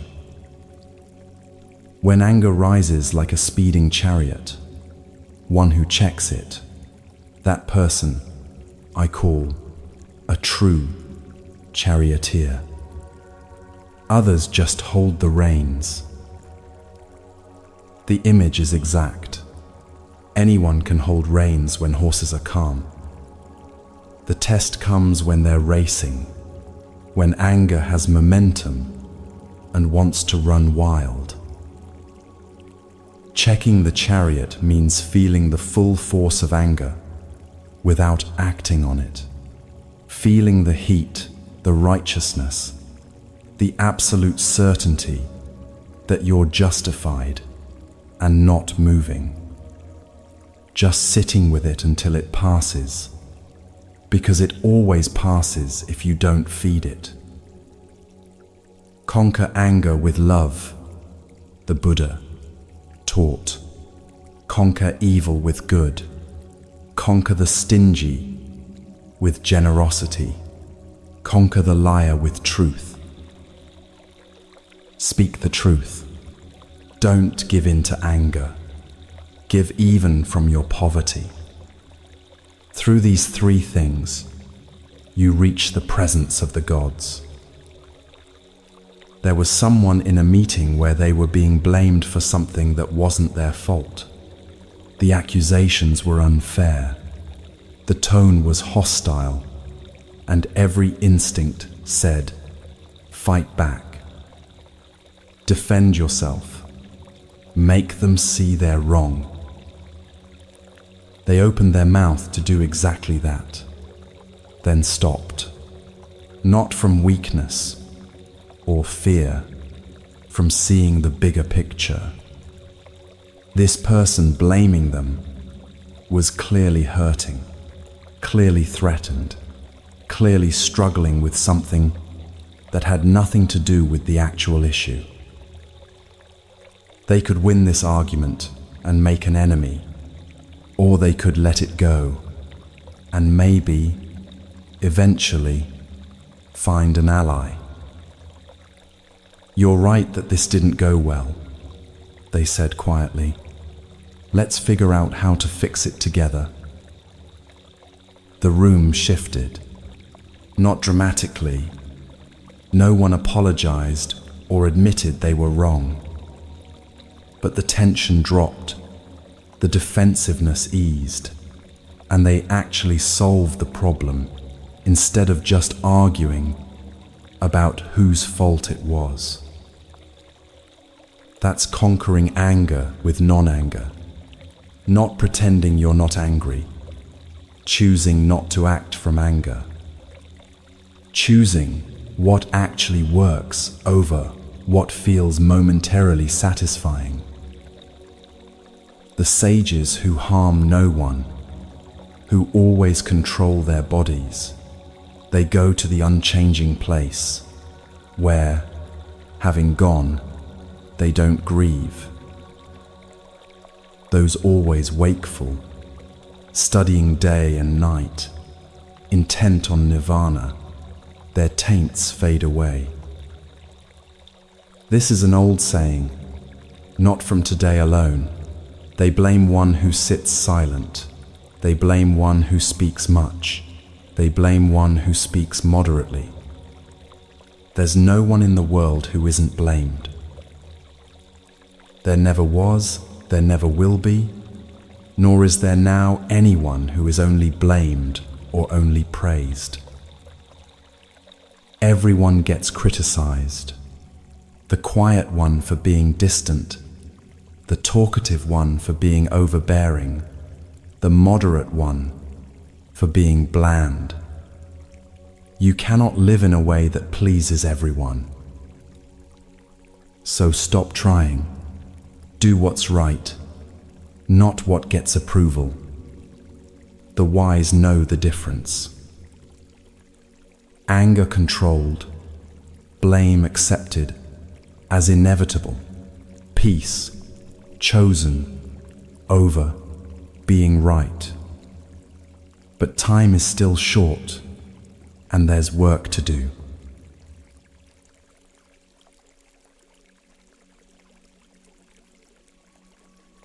You stand at death's door, the Buddha said.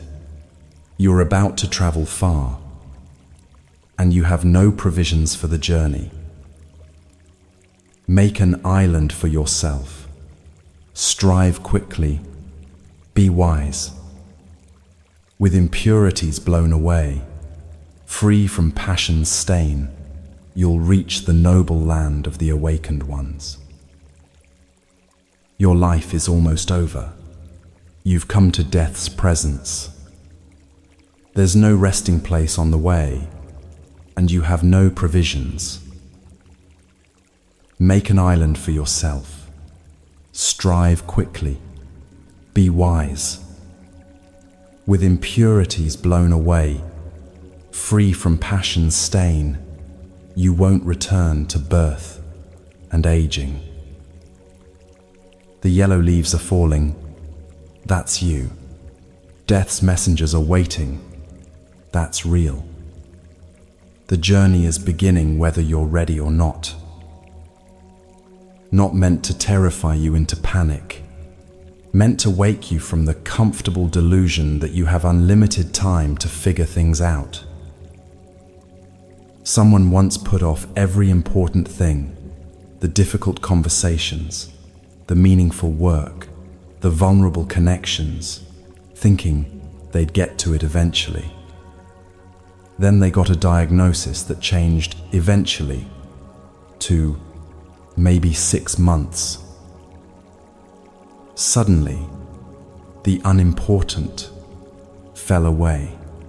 The grudges they'd been nursing, irrelevant. The career achievements they'd been chasing, meaningless. What mattered became crystalline clear, being present with people they loved, saying what needed saying, making peace with their own story. They built the island in 6 months that they could have been building all along, and when the end came, they were ready. Not because they'd finished everything, because they'd done what actually mattered. Little by little, moment by moment, the Buddha taught.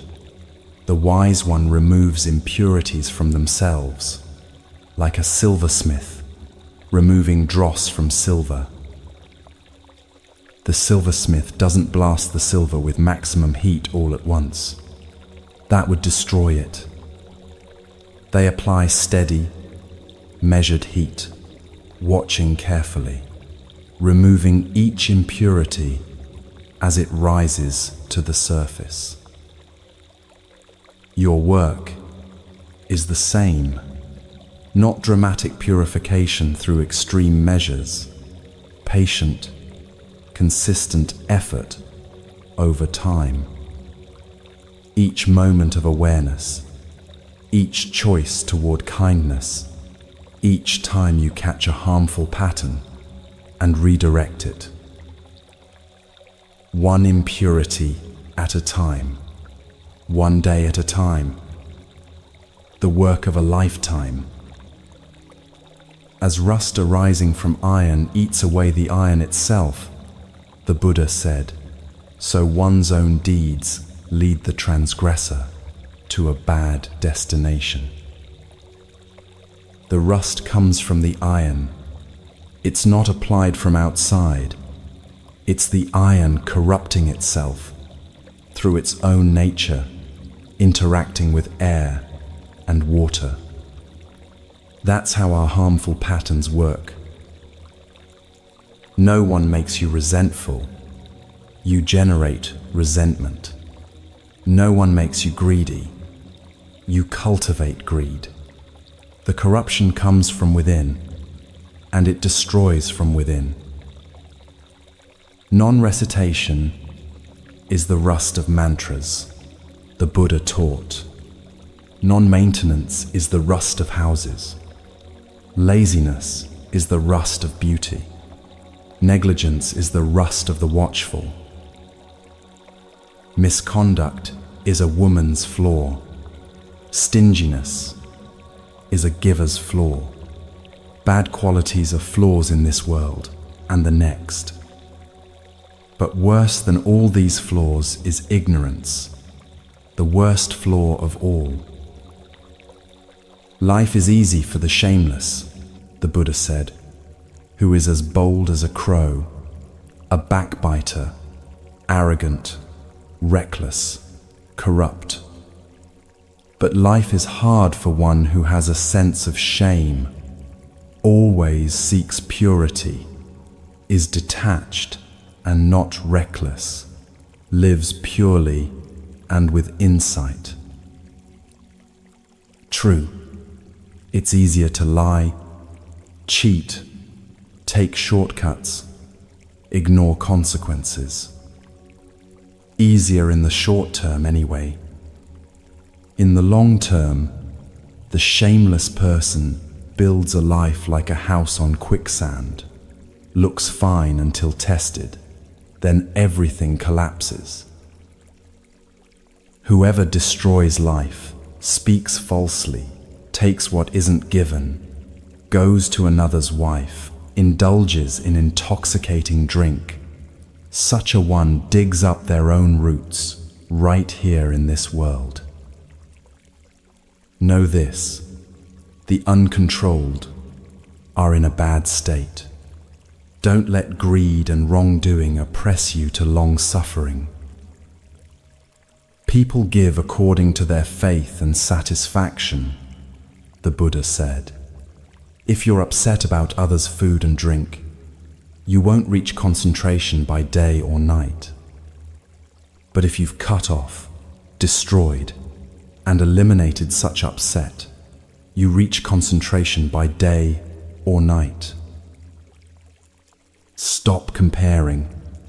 Stop scorekeeping. Stop being disturbed by what others have or don't have. That disturbance is another chain binding you. Impurities removed through patient effort, one at a time, like silver, becoming pure. But what about the path itself? How do you walk it?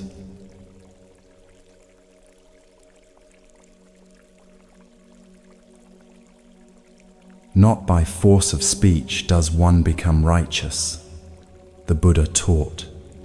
One who is patient, free from hate and fear, that one is called righteous. There was a judge known for never rushing to judgment. When cases came before her, she'd listen to all sides completely before saying anything. Sometimes she'd pause for a full minute just thinking, the entire courtroom silent, waiting. Other judges were faster, more decisive, more impressive in their quick certainty. But her verdicts held. People trusted her rulings, even when they disagreed, because they knew she'd actually considered everything carefully. She wasn't smarter than other judges. She just understood that truth reveals itself slowly, that quick judgment is usually wrong judgment, that patience isn't weakness. It's the only way to see clearly. A speaker of much Dhamma who doesn't practice it is like a cowherd counting others' cattle, the Buddha said. They don't share in the contemplative life. A speaker of little Dhamma who practices the teaching, who abandons passion, aversion, and delusion, who has right knowledge and a mind well freed, such a one shares in the contemplative life. Not how much you know, how much you live, not how eloquently you speak about compassion, how compassionately you treat the person in front of you right now. One isn't called an elder just because one's head is grey, the Buddha taught. If one is merely advanced in years, one is called aged in vain. One in whom there is truth, Dhamma, harmlessness, restraint, and self-control, who has expelled stains and is wise, that one is called an elder. The venerable elder isn't determined by age, but by virtue. You can be 80 and still a fool. You can be 30 and genuinely wise. Grey hair proves nothing except time passing.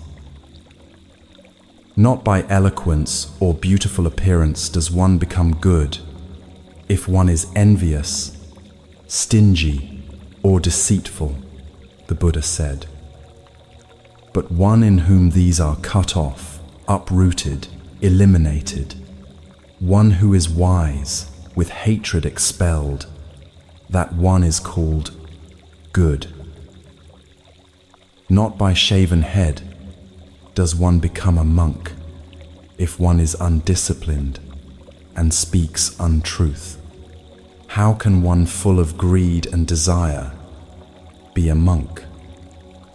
But one who calms all evil, great and small, by calming evil, is one called a monk. The costume doesn't make the monk. The vows don't make the monk. Living the teaching makes the monk, whether they're wearing robes or genes. Righteousness established through calm examination, patience, and actual practice rather than performance. Now the path opens before you, clear and waiting.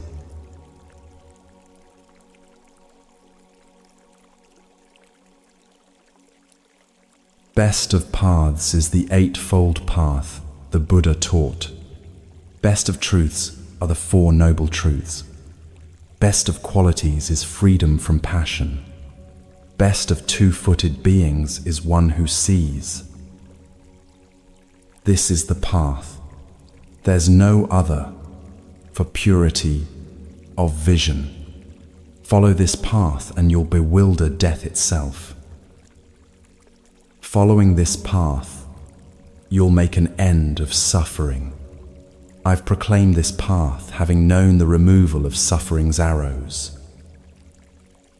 You yourself must strive. The awakened ones only point the way. Those who meditate and enter the path are freed from the bonds of death. The Eightfold Path isn't a ladder you climb or a test you pass. Think of it as 8 companions walking beside you, each one helping in a different way. Right view is seeing clearly, not seeing what you wish was true or fear might be true, seeing what actually is.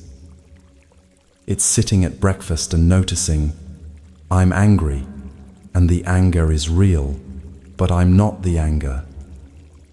It's watching your thoughts arise and pass like clouds, instead of believing every story they tell. Right intention is choosing your direction, not being blown by every wind of circumstance, but knowing, this is where I'm headed. Intention toward renunciation, letting go of harmful attachments. Intention toward goodwill, wishing others well, even when it's hard. Intention toward harmlessness, choosing not to hurt when you have the power to hurt. Right speech is understanding that words are actions with consequences. The cruel joke that lands like a punch. The truth spoken to heal instead of to wound. The silence chosen instead of the cutting remark. Every word either adds suffering to the world or reduces it. There's no neutral speech. Right action is hands that help instead of harm. Not killing, not stealing, not abusing others sexually, but also the positive, reaching out, offering what you have, touching gently when you could grab roughly. Right livelihood is work that doesn't wound the world, not making your living through harm, no weapons dealing, no slave trading, no poison selling, no fraud. But more than that, earning your way in a manner that lets you sleep at night, that doesn't require you to become someone you're ashamed of. Right effort is the sustainable striving, not the heroic sprint that ends in collapse, but the steady pace you can maintain, preventing new, harmful states from arising. Abandoning harmful states that have arisen, cultivating wholesome states not yet arisen, maintaining wholesome states already present. Day after day, choice after choice. Right mindfulness is remembering to remember. Your mind will wander. That's what minds do. Mindfulness is noticing when it's wandered and bringing it back, then noticing again when it wanders again, bringing it back again, 10,000 times if necessary. Right concentration is gathering what's scattered. Your attention is usually fragmented, part here, part there, part in yesterday, part in tomorrow. Concentration brings it all to one point, like sunlight through a magnifying glass, and something ignites. There was someone who lived this way without knowing the Buddhist names for it. They'd never heard of the Eightfold Path, never read the sutras, never sat on a meditation cushion. But they saw their life clearly, acknowledged their mistakes without defending them, noticed their patterns without judgment. They chose kindness as their direction, even when it cost them. They spoke carefully, knowing words could build or destroy.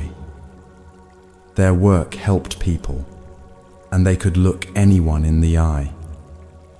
They showed up consistently, not perfectly, but reliably. They paid attention to their own mind, caught themselves in harmful spirals, redirected gently. When they finally encountered the Buddha's teaching years later, they thought, "Oh, there are names for what I've been trying to do. I've been walking this path all along without knowing it had a name." The path isn't Buddhist, it's human. The Buddha just mapped what works, what leads to less suffering, what actually helps. All conditioned things are impermanent, he taught. When one sees this with wisdom, one grows weary of suffering. This is the path to purity. All conditioned things are suffering. When one sees this with wisdom, one grows weary of suffering. This is the path to purity. All things are not self. When one sees this with wisdom, one grows weary of suffering. This is the path to purity. The three seals, the three marks of existence. Everything changes. Impermanence. Clinging to what changes creates suffering. Dukkha. Nothing has a permanent, independent self. Anatta.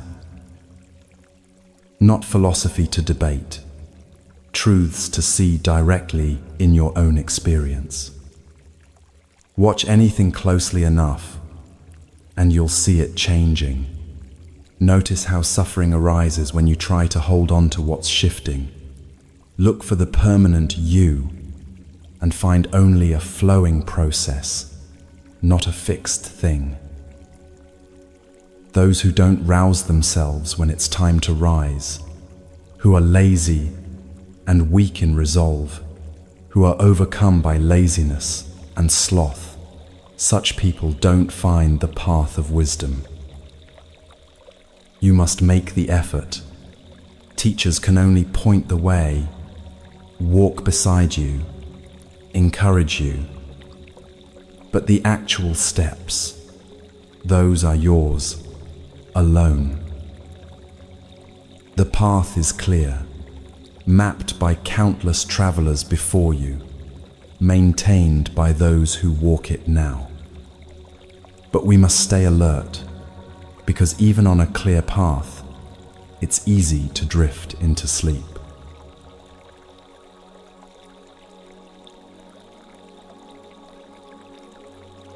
One who gives in to heedlessness in slight things, who delights in slight things, who doesn't remember the goal, such a one grows in craving, like a creeper in the forest. But one who is mindful, who contemplates constantly, who cultivates what should be cultivated, such a one's craving fades away. The difference between small pleasure and great joy isn't obvious at first. Small pleasure is immediate, easy, available. Great joy takes time, effort, sacrifice of the immediate for the lasting. There was someone who loved their evenings of television, wine, and snacks. Nothing wrong with any of it individually. But 4 hours every night, for years, they realized they'd traded their evenings for numbness. They wanted to write, had wanted to for decades, but writing required being present, being alert, being vulnerable. The wine made that impossible. The television filled the space where writing could happen. The snacks were just another distraction. So they stopped. Not forever, not as punishment, just stopped automatically, reaching for those things every single night. The first weeks were uncomfortable. The evenings felt long and empty. They didn't know what to do with themselves without their usual routine. But then they started writing, badly at first, painfully. But something was coming alive that had been dormant for years. 6 months later, they'd finished a manuscript they'd been planning to write someday for 20 years. The joy of that, seeing something complete, something real, something they'd actually done instead of just talked about, made the pleasure of those nightly escapes seem thin and hollow in comparison. They'd given up small pleasures and found something larger, not better than pleasure, different, deeper, more real. Those who seek their own happiness by harming others are not freed from hate, being entangled in the bonds of enmity. You can't build your peace on someone else's pain. It doesn't work. The chains you bind others with bind you too.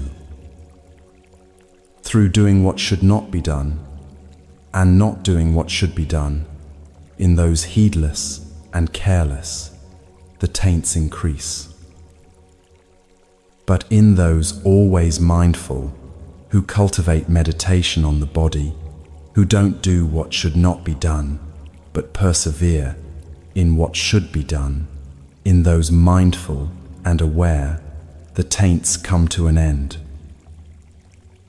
We know what we should do. Almost always, we know. The problem isn't information. It's doing what we know. Should call that person back. Don't. Should say the difficult thing. Stay silent. Should stop eating. Keep eating. Should start exercising. Stay sedentary. The gap between knowing and doing is where most of us live our entire lives. Having slain mother and father, 2 warrior kings, a kingdom with its subjects, and a hero as 5th, the Brahmin goes untroubled. Having slain mother and father, 2 Brahmin kings, and a tiger as 5th, the Brahmin goes untroubled. Shocking verses, deliberately provocative. The Buddha using metaphor so stark it stops you cold. Mother is craving, the force that births all suffering. Father is conceit, the ego that must be maintained. The 2 kings are eternalism and nihilism, the extreme views that trap us. The kingdom is sense pleasures and attachments. The hero or tiger is doubt that paralyzes.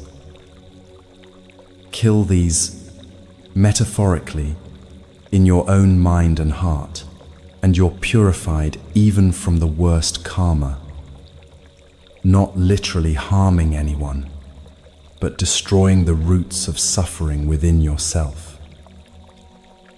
The disciples of Gautama Buddha, always awake, whether by day or by night, constantly recollect the Buddha.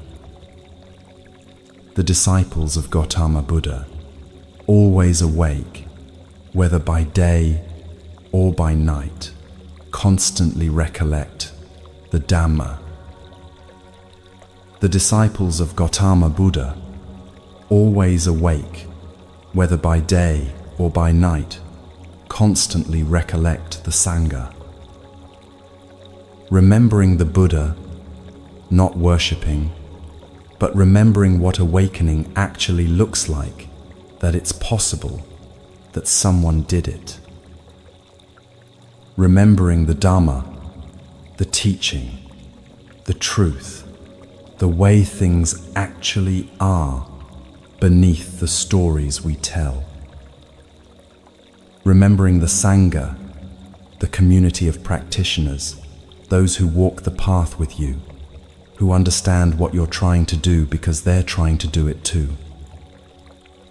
The disciples of Gautama Buddha, always awake, whether by day or by night, constantly recollect the body.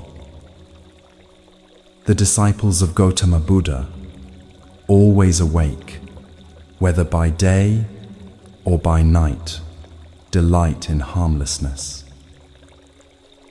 The disciples of Gautama Buddha, always awake, whether by day or by night, delight in meditation.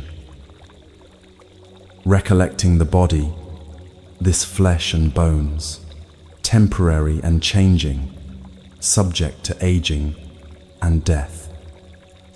Not morbid contemplation, but realistic seeing. Delighting in harmlessness, finding actual joy in not causing pain, in being gentle, in letting things live. Delighting in meditation, the deep happiness that comes from a mind at peace with itself, gathered and still. Difficult is the going forth, difficult to delight in, the Buddha taught. Difficult and painful is life in a household. Painful is association with those unlike oneself. The traveler in samsara is beset by pain, so don't be a traveler, don't be beset. Painful to leave the world and become a monastic, giving up everything familiar. Painful to stay in the world, caught in all the entanglements of family, work, society. Both paths have their suffering. The point isn't to escape pain. It's to stop adding unnecessary pain to the inevitable pain of existence. To stop being a restless traveler, constantly seeking the next thing, and instead rest where you are. Awareness sharpens through practice, through remembering, through paying attention, day and night. But what of the shadows, the things we don't want to see, the parts of ourselves we'd rather ignore? Those who say they did what they didn't do, and those who say they didn't do what they did, both go to a woeful state, both being people of base action. The Buddha isn't talking about theology or the afterlife here. He's talking about psychology, about what happens inside a person who lives with lies. The hell realm isn't somewhere you go after death.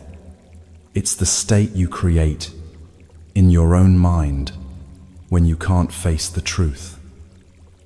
When your whole life becomes a performance, a cover-up, an endless defense against being found out. There was someone who told a small lie at work, just a little one, said they'd completed something they hadn't quite finished yet.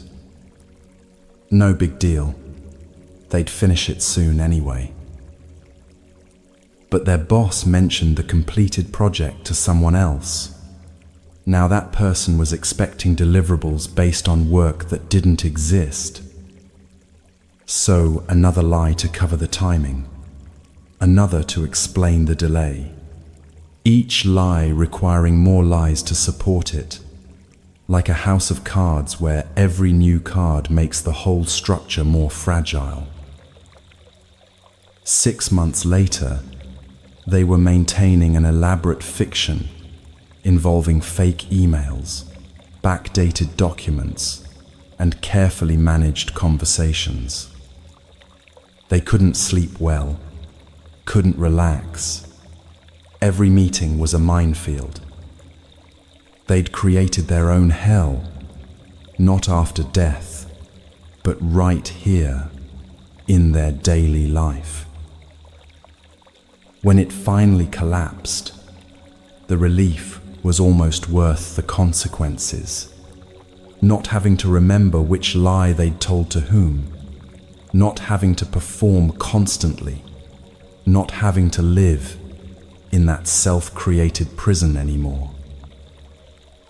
Many wearing the yellow robe have bad character and are uncontrolled, the Buddha said. Through their bad character, they're reborn in hell.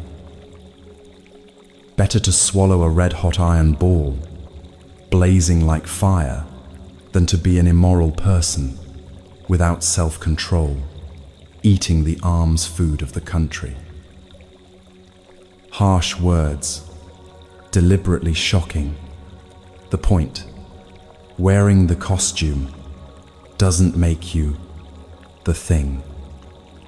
Calling yourself spiritual while acting harmfully is worse than not pretending at all. The yellow robe, the meditation cushion, the spiritual books on your shelf, none of it means anything if your actual life contradicts it. Better to be honestly struggling than falsely enlightened. 4 things befall a heedless person who commits adultery with another's spouse, the Buddha taught. Acquisition of demerit, troubled sleep, blame from others, and rebirth in hell. There's acquisition of demerit and a bad destination. Brief is the pleasure of the frightened with the frightened. The king imposes a harsh punishment.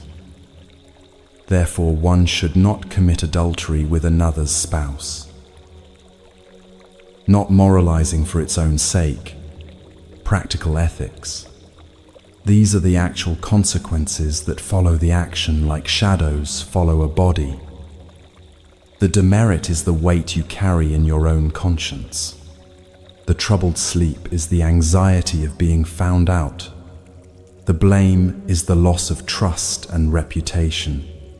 The hell is the destruction of multiple lives, your own, your partner's, the other person, their partner. And the pleasure that seemed worth it? Brief and shot through with fear. Never free, never clean.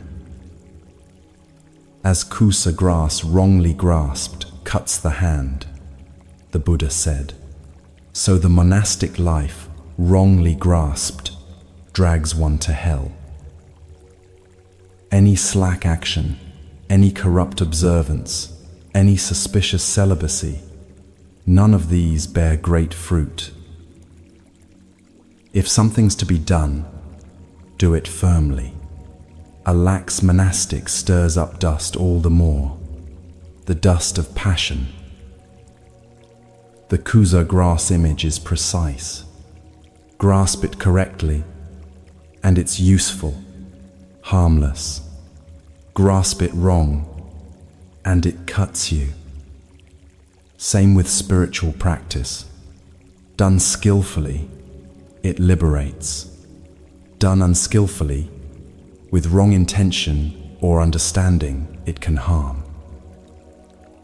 Someone who meditates to escape their problems rather than face them isn't practicing. They're just finding a new form of avoidance. Someone who uses spiritual concepts to bypass genuine emotion or responsibility isn't growing. They're just building a prettier prison. Better not to do a bad deed, for it torments you afterward, the Buddha taught. Better to do a good deed, for you don't regret it afterward. Like a frontier city guarded inside and out, so you should guard yourself. Don't let the moment pass you by. Those who let the moment pass grieve when consigned to hell.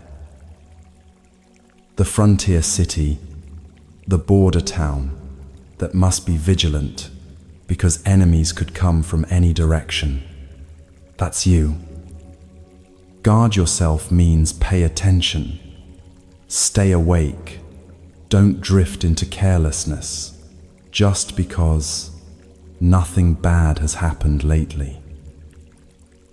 People are ashamed of what they shouldn't be ashamed of and not ashamed of what they should be, the Buddha said. Embracing wrong views, they go to a woeful state. People see danger where there is no danger and no danger where there is danger. Embracing wrong views, they go to a woeful state. People see wrong in what is right and right in what is wrong. Embracing wrong views, they go to a woeful state. But those who see wrong as wrong and right as right, embracing right views, they go to a good destination. Ashamed of being vulnerable, but not ashamed of being cruel. Afraid of looking weak, but not afraid of causing harm. Seeing kindness as foolishness, and ruthlessness as strength. All of it upside down, all of it leading to suffering. From darkness we turn to endurance, the strength to bear what must be borne.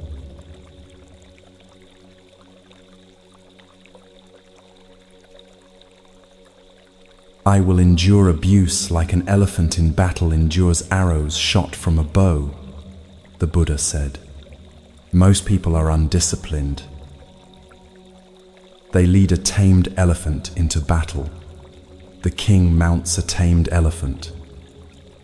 Best among human beings is the tamed one who endures abuse. Excellent are tamed mules, thoroughbred horses, and great elephants. But better still is one who has tamed oneself.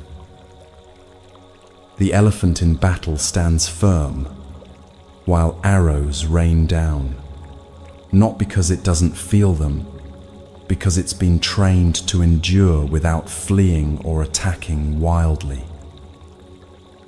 That's the strength the Buddha is pointing to, not invulnerability, disciplined response to inevitable pain. You will be criticized, attacked, misunderstood, hurt. The question isn't whether it happens, but how you meet it when it does. For not by these vehicles could you go to the untrodden land, the Buddha taught, but by self, well-tamed, you go, being well-tamed yourself. The elephant called Dhammapada, hard to control, when in rut, bound, eats not a morsel. The great elephant misses the elephant forest. Even the strongest, most magnificent elephant, when captured, when bound, remembers freedom and refuses to participate in captivity. That longing for the forest, for the natural state, for what you really are beneath all the conditioning, the Buddha is saying, honor that longing. When a person is sluggish and gluttonous, a sleeper who wallows like a great hog fed on grains, such a dullard enters the womb again and again. Before, this mind wandered where it wished, as it liked, as it pleased, the Buddha said.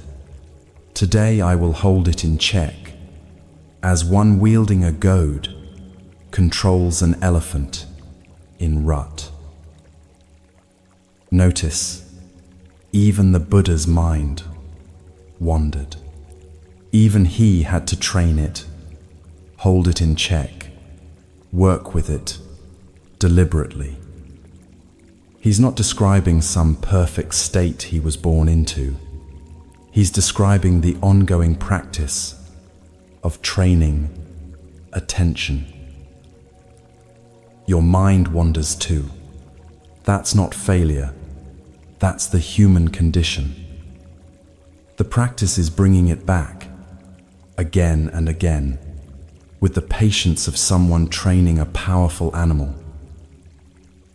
Delight in heedfulness, the Buddha taught. Guard your mind well. Lift yourself out of the bad way as an elephant sunk in mud pulls itself out. The elephant doesn't sink in mud and then give up, deciding it's too hard to escape. It uses its strength methodically, one movement at a time, until it's free. You do the same with habits that trap you, with patterns that feel overwhelming, one choice at a time, one day at a time, persistent effort, until you're standing on solid ground again. If you find a mature companion, a wise associate who leads a good life, you should, overcoming all dangers, wander with that person, pleased and mindful.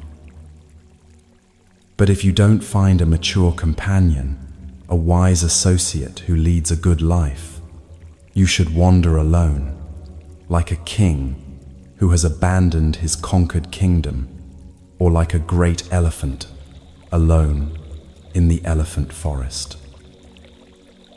Better it is to wander alone. There's no companionship with a fool. Wander alone and do no evil, free from care like a great elephant alone in the elephant forest.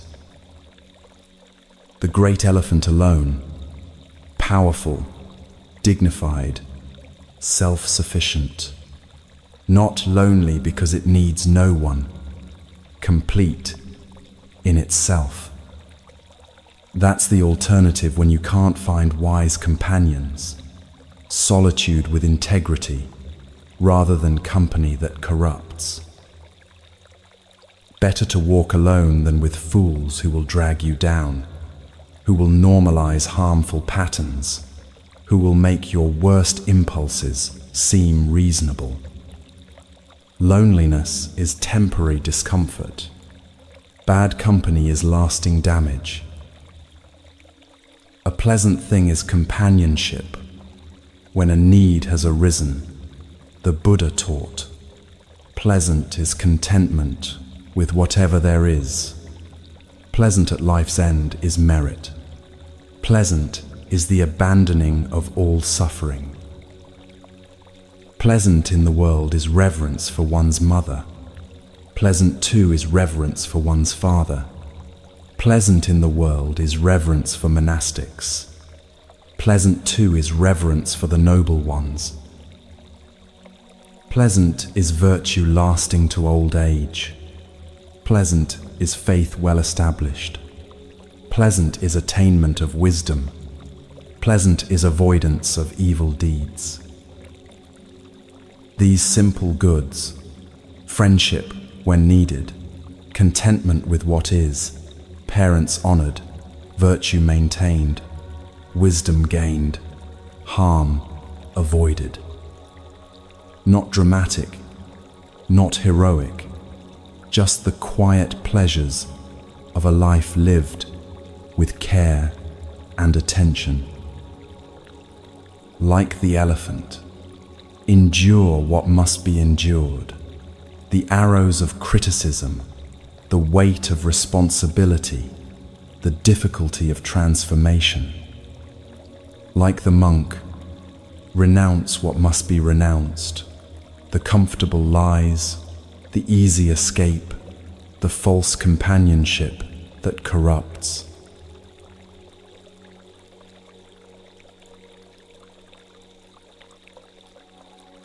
When a person doesn't practice meditation but lives devoted to pleasure, the Buddha taught, craving grows like a creeping vine.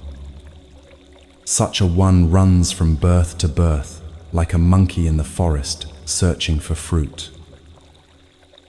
Whoever in the world is overcome by this wretched clinging craving, their sorrows grow like birana grass after rain. But whoever in the world overcomes this wretched clinging craving, so hard to overcome, sorrows fall away like water drops from a lotus leaf. Craving is like a vine that starts small and innocent, just a little tendril wrapping around the trunk of your life. You barely notice it at first. Then it spreads, sending out runners in every direction, wrapping tighter, growing thicker, until one day you realize the vine has taken over completely, and the tree, your actual life, is being strangled. There was someone who realized they had a problem with shopping, not the buying itself, the craving that drove it. Every time they felt stressed, lonely, or bored, they'd buy something online. The anticipation of the package arriving would lift their mood temporarily. They tried to stop buying certain things, clothes, then electronics, then books, but the craving just moved to something else. It wasn't about the objects, it was about the momentary relief from discomfort. So they tried something different. Instead of cutting branches, they went for the root. They started sitting with the discomfort that triggered the shopping urge, feeling the boredom without reaching for distraction, experiencing the loneliness without trying to fill it with things. Brutal at first, the craving would scream for satisfaction. But gradually, like a fire without fuel, it weakened. Not because they'd developed iron willpower, because they'd stopped feeding the root. The monkey jumps from tree to tree, searching, always searching, never finding fruit that satisfies. That's what craving does. Keeps you moving, seeking, convinced the next thing will finally be enough. This is the blessing I tell you, the Buddha said. All of you gathered here, dig up the root of craving like one digging up birana grass for its fragrant root. Don't let death crush you again and again, like a flood crushing a reed. The birana grass has bitter leaves, but a sweet-smelling root. You have to dig through the unpleasant surface to get to what's valuable underneath. Same with craving. You have to go through the discomfort of not satisfying it to reach the freedom beneath. Just as a tree, though cut down, sprouts again if its root is strong and undamaged, so suffering returns again and again if craving's tendency is not completely uprooted. You can cut down the manifestations of craving 1,000 times. Stop drinking but start eating compulsively. Stop eating compulsively but start overworking. Stop overworking but start endlessly scrolling. The root remains intact, sending up new shoots wherever you're not looking. The 36 streams of craving flowing toward pleasure overwhelm a person of wrong views, the Buddha taught. The currents, thoughts based on passion, carry such a one away. 36 rivers of desire, wanting things to be different than they are, wanting more of what feels good, wanting less of what feels bad, wanting to be someone else, somewhere else, some other time.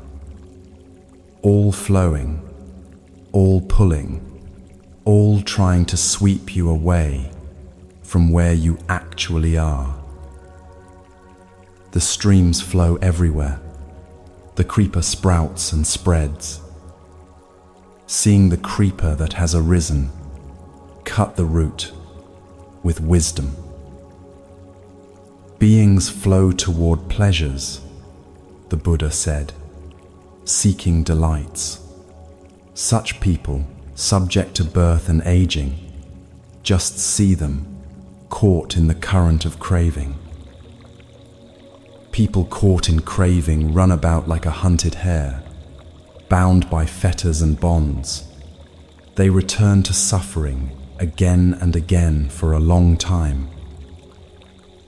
The hare fleeing the hunter, pure panic, no strategy, just running. That's beings fleeing their own craving, which is impossible because you can't outrun what's inside you. The faster you run, the more exhausted you become, and the craving is still there, waiting. People caught in craving run about like a hunted hare. Therefore, one wanting freedom from passion should remove craving from oneself. Someone free from the forest of craving returns to the forest again. Just look at that person. Though free, they run back to bondage. The saddest case, someone who has tasted freedom, who knows what it's like to be free from craving, who then voluntarily walks back into prison. Was free, returned to prison. The Buddha's words are stark because the situation is tragic. Why do people do it? Because freedom can be uncomfortable. It requires being present with everything, not just the pleasant, but the difficult, the boring, the painful. Craving offers the familiar comfort of having something to chase, someone to be, somewhere to get to. Craving loosens its grip when we become what we're looking for, instead of endlessly seeking it outside ourselves.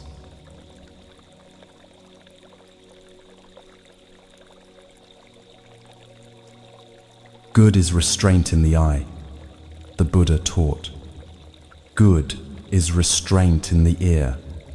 Good is restraint in the nose. Good is restraint in the tongue. Good is restraint in the body. Good is restraint in speech. Good is restraint in mind. Good is restraint everywhere. A monk restrained everywhere is freed from all suffering. Restraint doesn't mean repression.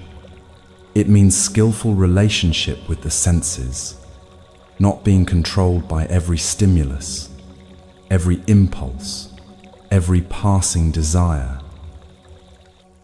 The monastic life is a metaphor available to everyone, not just people in robes. It's the choice to live with intention instead of habit, with awareness instead of autopilot, with commitment to what actually matters instead of drift.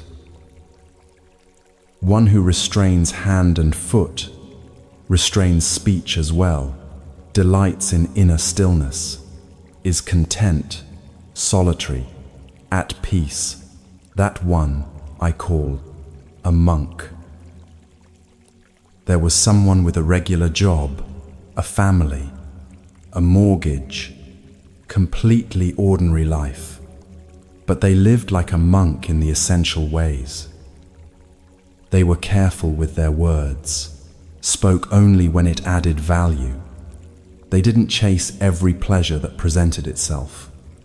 They spent time in silence every day, just sitting, just being present. They were content with what they had instead of constantly wanting more. Their friends thought they were missing out on life, but they'd found something their friends were still searching for, a sense of enough, of being home in themselves, of not needing circumstances to be different to be okay.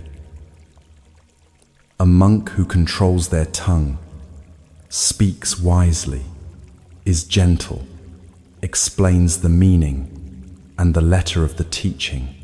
Sweet is their speech. One who dwells in the Dhamma, delights in the Dhamma, meditates on the Dhamma, remembers the Dhamma well. Such a monk doesn't fall away from the true Dhamma. One shouldn't despise what one receives, nor envy others. A monk who envies others doesn't attain concentration. Even if receiving little, if a monk doesn't despise their gains, the gods praise such a one who lives purely and doesn't slacken effort. The hand without a wound can carry poison. The Buddha taught, poison doesn't affect one without a wound. There's no evil for one who doesn't do evil. If you're not creating harm, harm has nowhere to land in you. Like poison on healthy skin, it can't penetrate, can't infect, can't destroy. But one small wound, and the poison enters, spreads, kills. Whoever wrongs an innocent person, one pure and blameless, the evil falls back on that fool, like fine dust thrown against the wind. Hard to be born as a human being, the Buddha taught. Hard to live the mortal life. Hard to hear the true Dhamma. Hard is the arising of Buddhas. You've already won the cosmic lottery several times over, just to be here, able to hear this, capable of understanding it. Don't waste it on autopilot. Empty the boat, the Buddha said. Emptied, it will sail swiftly for you. Having cut off passion and hate, you'll reach nirvana. The boat is your life, and it's full of cargo you don't need. Old grievances, future worries, opinions about everything, the story about who you are and who you should be. Empty it and see how much faster and lighter you move. Cut off 5, abandon 5, and develop 5 more, the Buddha taught. A monk who has transcended 5 fetters is called one who has crossed the flood. 5 to cut off: greed, ill, will, sloth, restlessness, doubt. 5 to abandon: greed for form, greed for formless states, conceit, restlessness, ignorance. 5 to develop: faith, energy, mindfulness, concentration, wisdom. Meditate, monk, the Buddha urged. Don't be heedless. Don't let your mind whirl in sensual pleasures, lest heedless you swallow a red-hot iron ball and cry out when burning, "This is suffering." Without wisdom, there's no concentration. Without concentration, there's no wisdom. One in whom there's both concentration and wisdom is near nirvana, indeed. A monk who enters an empty dwelling, whose mind is at peace, who sees the Dhamma clearly, such a one experiences a delight beyond that of humans. Whenever one reflects on the arising and passing of the aggregates, one gains rapture and joy. For those who understand, this is the deathless. Seeing things arise and pass, breath coming and going, thoughts appearing and dissolving, emotions swelling and subsiding, everything in constant flux. Really seeing this, not just knowing it intellectually, but witnessing it directly in your own experience, that's the beginning of freedom from death. For a wise monk in this very teaching, this is the beginning, guarding the senses, contentment, restraint in the code of conduct, association with noble friends, whose livelihood is pure, who are not lazy. One should be hospitable and well-mannered. Then, full of joy, one will make an end of suffering. Just as the jasmine sheds its withered flowers, so monks shed passion and hate. Let the flowers fall, let the dead petals drop, not by force, not by straining, just by being present as they naturally release their hold and drift away. The monk achieves freedom not by becoming someone else, but by releasing what was never truly theirs to begin with. What is this freedom called?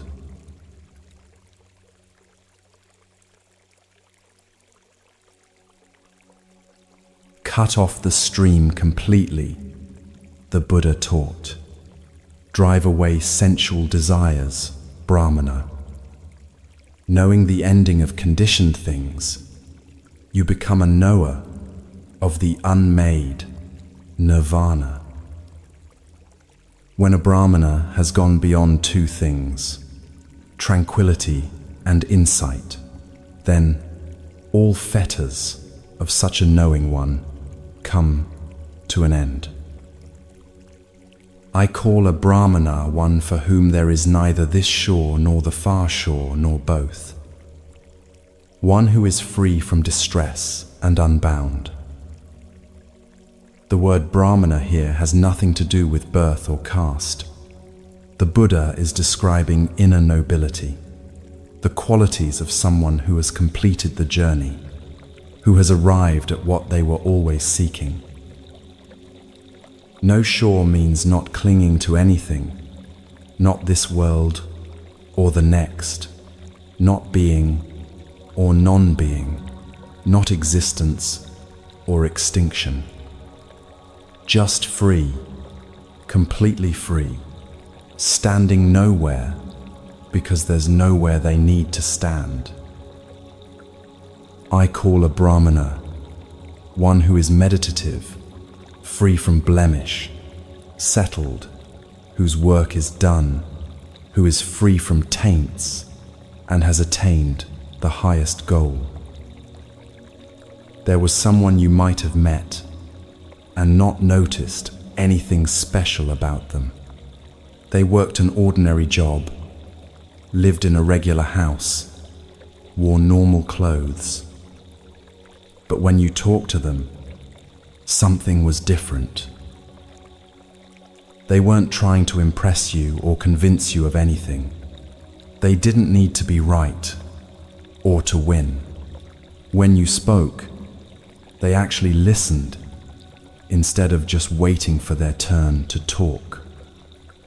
When they spoke, their words came from somewhere real, not from script or performance.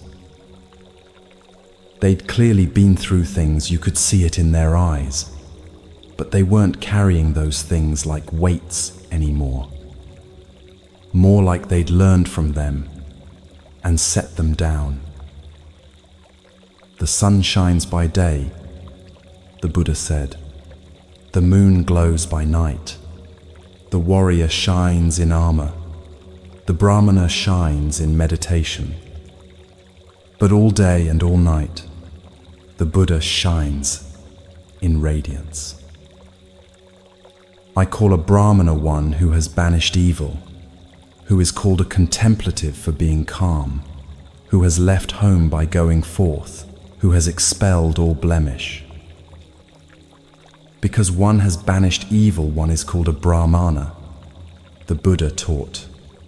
Because one lives in peace, one is called a contemplative. By abandoning one's impurities, one is called one gone forth. The titles don't matter. What matters is the actual state of being they point to. Someone who has genuinely let go of causing harm, who lives in actual peace, who has released what needed releasing. One should not strike a Brahmana, the Buddha said, nor should a Brahmana let loose anger at the striker. Shame on one who strikes a Brahmana, and more shame on one who lets loose anger. It's no small thing for a Brahmana that one restrains the mind from things endearing. When the intent to harm has been abandoned, right there, suffering is stilled. The person I'm describing, when someone was rude to them, they didn't become rude back, not because they were suppressing anger, just because the anger didn't arise the way it once might have. The insult landed, but found nothing to stick to, like rain on leaves that just runs off. I call a Brahmana one who does no wrong by body, speech, or mind, who is restrained in these three ways. I call a Brahmana one from whom one should learn the Dhamma taught by the rightly self-awakened one, paying homage respectfully as a Brahmin to the sacrificial fire. Not by matted hair, by clan, or by birth does one become a Brahmana, the Buddha taught. One in whom there is truth and Dhamma is pure, that one is a Brahmana. What use is your matted hair, you fool? What use your skin of deer? Inwardly you're full of greed, while outwardly you make yourself pure. The costume means nothing. You can wear robes or matted hair or designer clothes. None of it matters if your actual life contradicts what you're presenting. But someone wearing ordinary clothes, who lives with genuine integrity, who has done the inner work, that one is holy, whatever they're wearing. I call a Brahmana one wearing rag robes, lean, with veins showing, meditating alone in the forest. I don't call one a Brahmana for being born of a Brahmana mother or from Brahmana womb. If one has possessions, one is just called one who says, sir. I call a Brahmana one who is without possessions and without clinging. I call a Brahmana one who has cut all fetters and doesn't tremble, who has gone beyond bonds and is unbound. The person had let go of so much, not in a dramatic renunciation, just gradually, over years, releasing what didn't serve. The need to be admired, the need to accumulate, the need to be right, the need to have their version of the past validated. Each release made them lighter, freer, more present. I call a Brahmana one who has cut the strap and thong, the rope with its attachments, who has lifted the bar of the door and is awakened. I call a Brahmana one who, though innocent, endures abuse, beating, and binding, whose strength is patience, whose army is strength. I call a Brahmana one who is free from anger, observant of duties, virtuous, without craving, tamed, and in the final body. The final body, meaning this is the last time they'll be driven by unconscious craving into another life of suffering. They've finished the work. This life is completion, not preparation for another round. I call a Brahmana one who doesn't cling to sensual pleasures, like water on a lotus leaf or a mustard seed on the point of an awl. Water doesn't stick to the lotus leaf. It beads up and rolls off. A mustard seed can't balance on a needle point. It falls right off. That's the relationship to pleasure. You can experience it without being trapped by it, enjoy it without needing it, touch it without clinging. I call a Brahmana one who knows right here the end of suffering, who has put down the burden and is unbound. I call a Brahmana one of deep discernment, wise, knowing the right and wrong path, who has attained the highest goal. The person knew things, but not from books alone.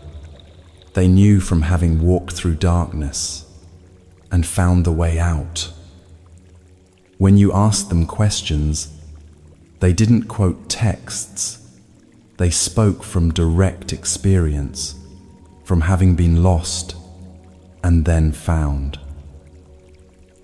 I call a Brahmana one who associates with neither householders nor the homeless, who wanders without an abode, with few wants. I call a Brahmana one who has laid down the rod toward beings, firm and frail, who neither kills nor causes killing. I call a Brahmana one unopposed among the opposed, at peace among the armed, unclinging among those who cling. Unopposed among the opposed, not fighting those who fight, not hating those who hate, not playing the game everyone else is playing. Standing apart from the whole system of opposition and counter-opposition, finding peace in a world at war with itself. I call a Brahmana from whom passion, aversion, conceit, and contempt have fallen away like a mustard seed from the tip of an awl. I call a Brahmana one who would say what is instructive, true, and pleasing, who would offend no one with speech. I call a Brahmana one who takes nothing in the world that is not given, whether long or short, large or small, attractive or unattractive. I call a Brahmana one with no longings for this world or the next, who is longing free and unbound. No longings doesn't mean no preferences or no joy. It means not being driven by the desperate need for things to be other than they are. You can prefer sunshine to rain without suffering when it rains. You can hope for good outcomes without being destroyed when outcomes disappoint. I call a Brahmana one who has no attachments, who through knowledge has no uncertainties, who has reached the deathless. I call a Brahmana one who has gone beyond attachment here to both merit and evil, who is sorrowless, stainless, and pure. Gone beyond good and evil. This sounds shocking until you understand it. Not beyond ethics or morality, but beyond identifying as the good person versus the bad person. Beyond keeping score, beyond needing to prove goodness, beyond the whole system of self-judgment and self-congratulation. Just doing what's right because it's right, not because of what it makes you, or how it looks, or what reward it brings. I call a Brahmana one who is spotless, like the moon, pure, serene, and clear, in whom delight in being has been destroyed. Like the moon, pure, serene, clear, untroubled. Not because nothing difficult ever happens, but because nothing sticks, nothing stains, nothing permanently disturbs that fundamental clarity. The person had that quality. You could bring them your chaos, your drama, your emergency, and they'd help without absorbing it, without becoming it. Like the moon reflecting everything without being changed by what it reflects. I call a Brahmana one who has gone past this muddy, dangerous, difficult way of delusion and wandering, who has crossed over, gone beyond, who is meditative, desireless, undoubting, unclinging, and peaceful. I call a Brahmana one who here has abandoned sensuality, who would go forth homeless, in whom sensuality and being have been destroyed. I call a Brahmana one who here has abandoned craving, who would go forth homeless, in whom craving and being have been destroyed. I call a Brahmana one who has abandoned human bonds and gone beyond heavenly bonds, who is released from all bonds. Released from all bonds, not just the obvious chains, but the subtle ones too. Not just free from addiction to harmful things, but free from addiction to good things used badly. Not just beyond earthly attachments, but beyond spiritual attachments, beyond even the attachment to being free. I call a Brahmana one who has abandoned delight and displeasure, grown cool, without acquisitions, a hero who has conquered all the worlds. I call a Brahmana one who knows the passing away and rebirth of beings in every way, unattached, awakened, well gone. I call a Brahmana one whose course is unknown to devas, spirits, and humans, whose taints are ended, an arahant, whose course is unknown.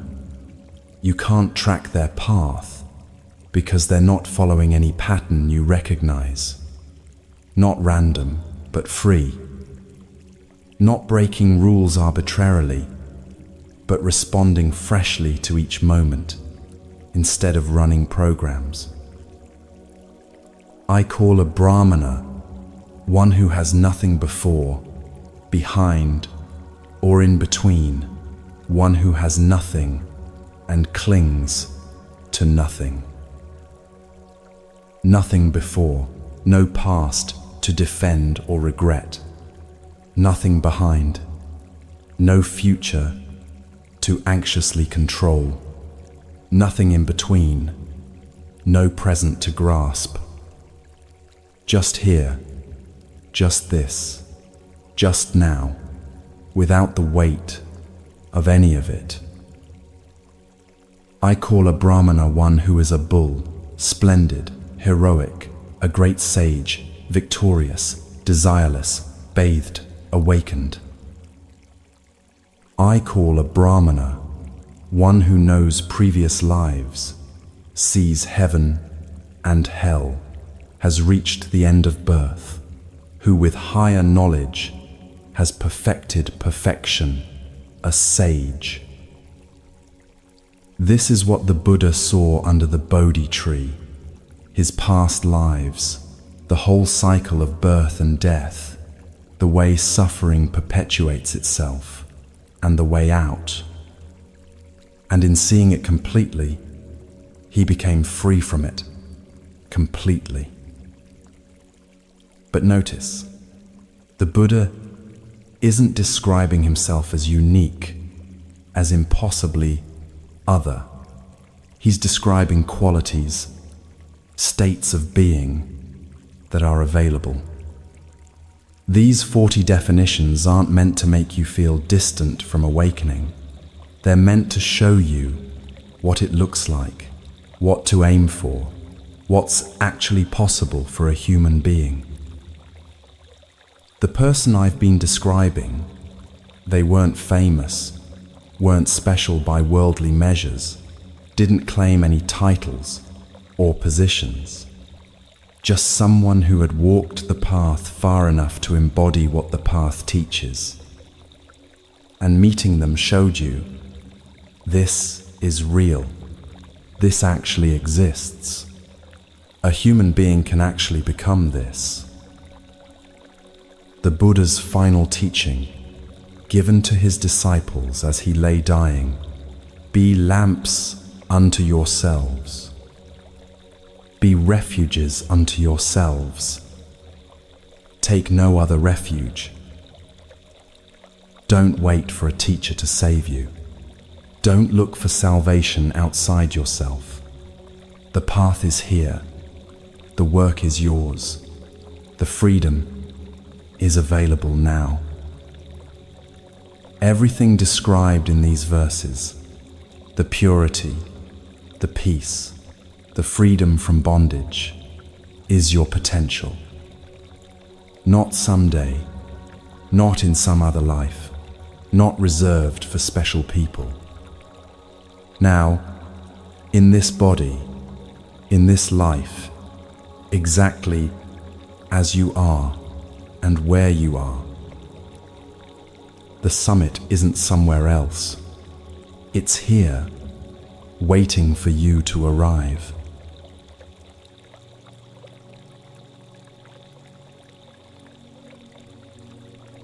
"3 hours ago, you began listening. Now you're here. Something may have shifted, or maybe nothing seems different at all. Both are fine. These teachings don't demand immediate transformation. They settle slowly, like sediment drifting to the bottom of still water. A student once asked their teacher, "I've heard all the teachings. What do I do now?" The teacher said nothing, just sat there, present and quiet. The silence itself was the answer. These words are companions you can return to whenever you need them. Not instructions to memorize, not tests to pass, just reminders of what you already know, somewhere deep down. The path remains. Walk it when you're ready, or don't walk it at all. The path doesn't need you, but it's there if you need it. If it feels right, leave one word in the comments, just one, for the next person who arrives here. Let them know they're not alone on this path. May you be peaceful. May you be free. May you be happy. May all beings everywhere be free from suffering. May all beings find the end of craving. May all beings know the peace that doesn't depend on anything. The Dhammapada doesn't end. These truths keep speaking across centuries, across cultures, across the distance between the Buddha's time and yours. We just pause here. Rest now, if you need to. The teachings will be here when you return.